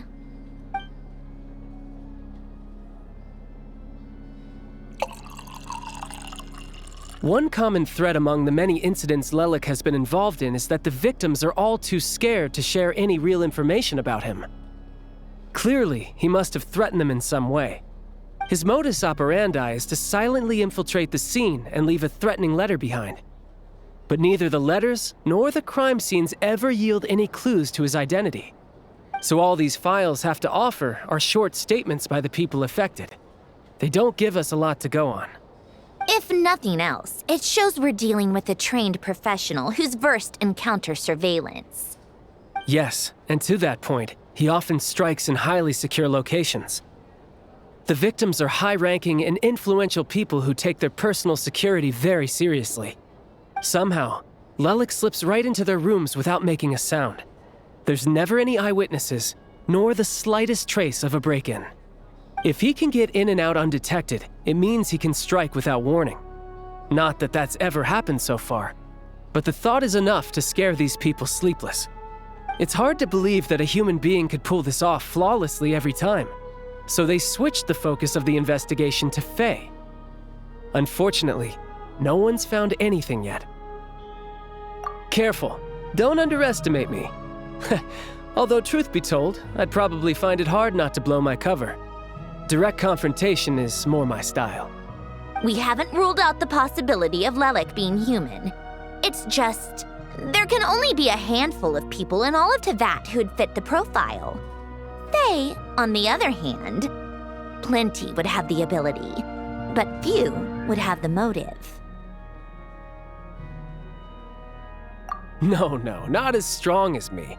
You'll never find the culprit with criteria like that. Let's go with a little weaker than me. Oh, you hit me right where it hurts. I'll admit, he's strong and meticulous.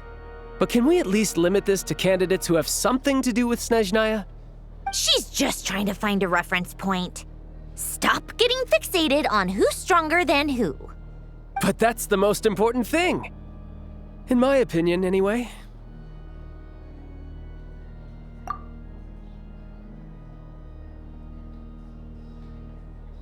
Odette.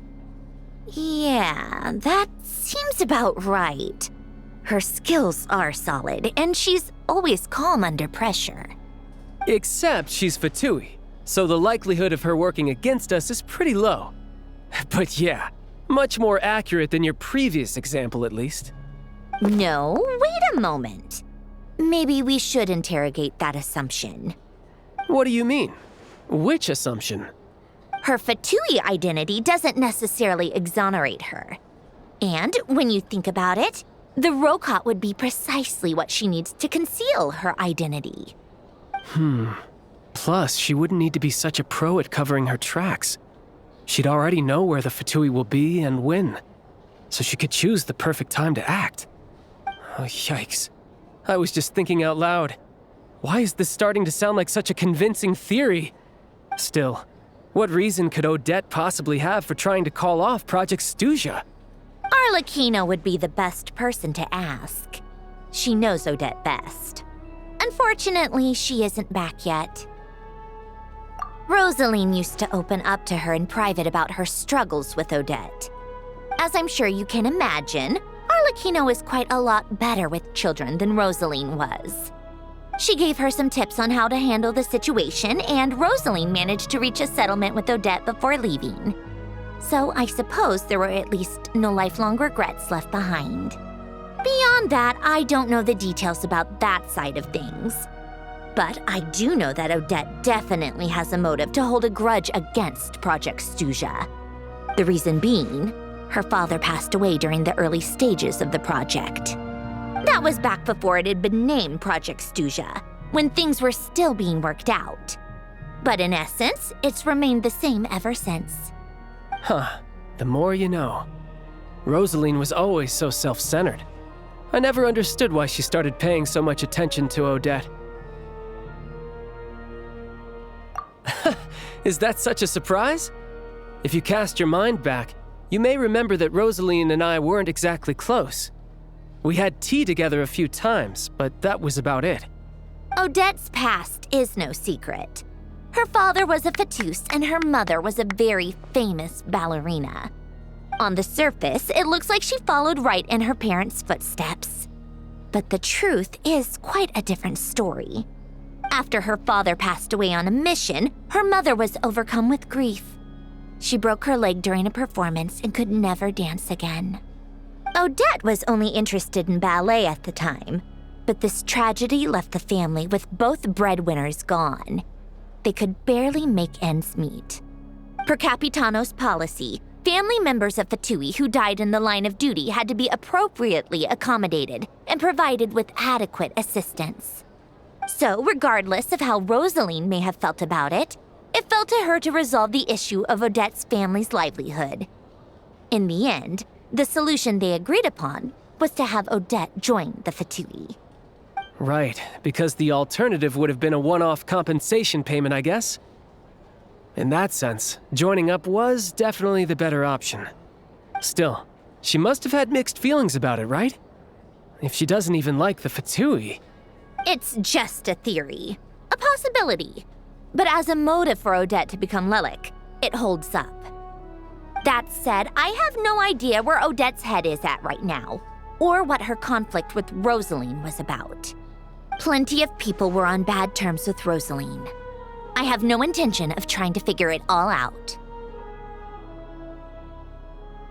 Yes, but there's not much point in discussing that now. Yeah, back to Lelik. Since our investigations so far have turned up next to nothing, we've got nothing to lose by trying a new angle. Funnily enough, Tonya and I had actually made plans to go to the theater tomorrow to watch Odette's rehearsal. Unfortunately, thanks to this Lelik situation, I'll be stuck working overtime again. Which means you can go in my place. No point wasting the ticket. Plus, you'll get to meet Tonya. Spirit Seeker. Quite the classic ballet. It was passed down through Odette's mother's family for generations, though it hasn't been performed in years. But Odette's been practicing it diligently, and it's finally ready for a return to the stage. Excitement is through the roof. Tickets for the official performance sold out long ago. Tonya's excited for it too. She's desperate to see it no matter what. Personally, it's not really my kind of thing, but since she's my little sister, I had to figure something out. I've actually seen it several times before. The story's pretty straightforward. The lead character follows a trail of clues left behind by a spirit, gradually recovering her memories along the way. It's a tale of love and regret. So not exactly reinventing the wheel, at least by today's standards. But when that classic melody kicks in and the lead character begins to dance, it always gets me. It really is beautiful. Not an easy dance to do justice to, though. I know it's always been Odette's dream to perform this piece, but I'm not sure she's really ready.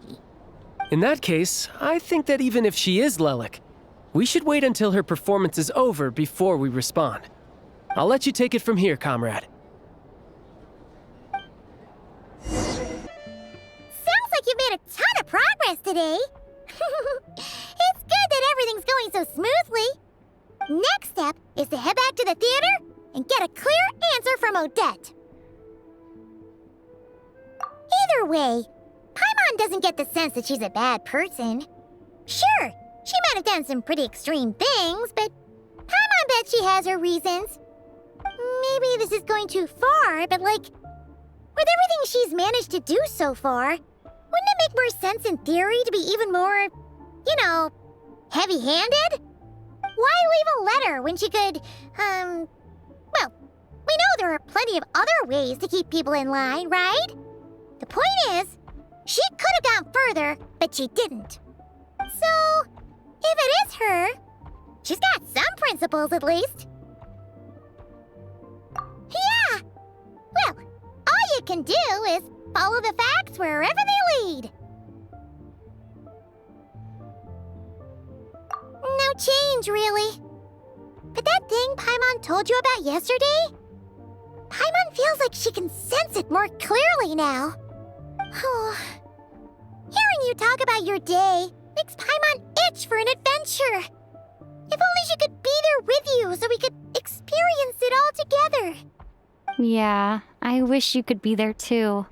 I'm not used to adventuring alone. But don't worry, we'll get to the bottom of this. Guess it's just one of those things. Never mind. Paimon will behave herself and keep resting.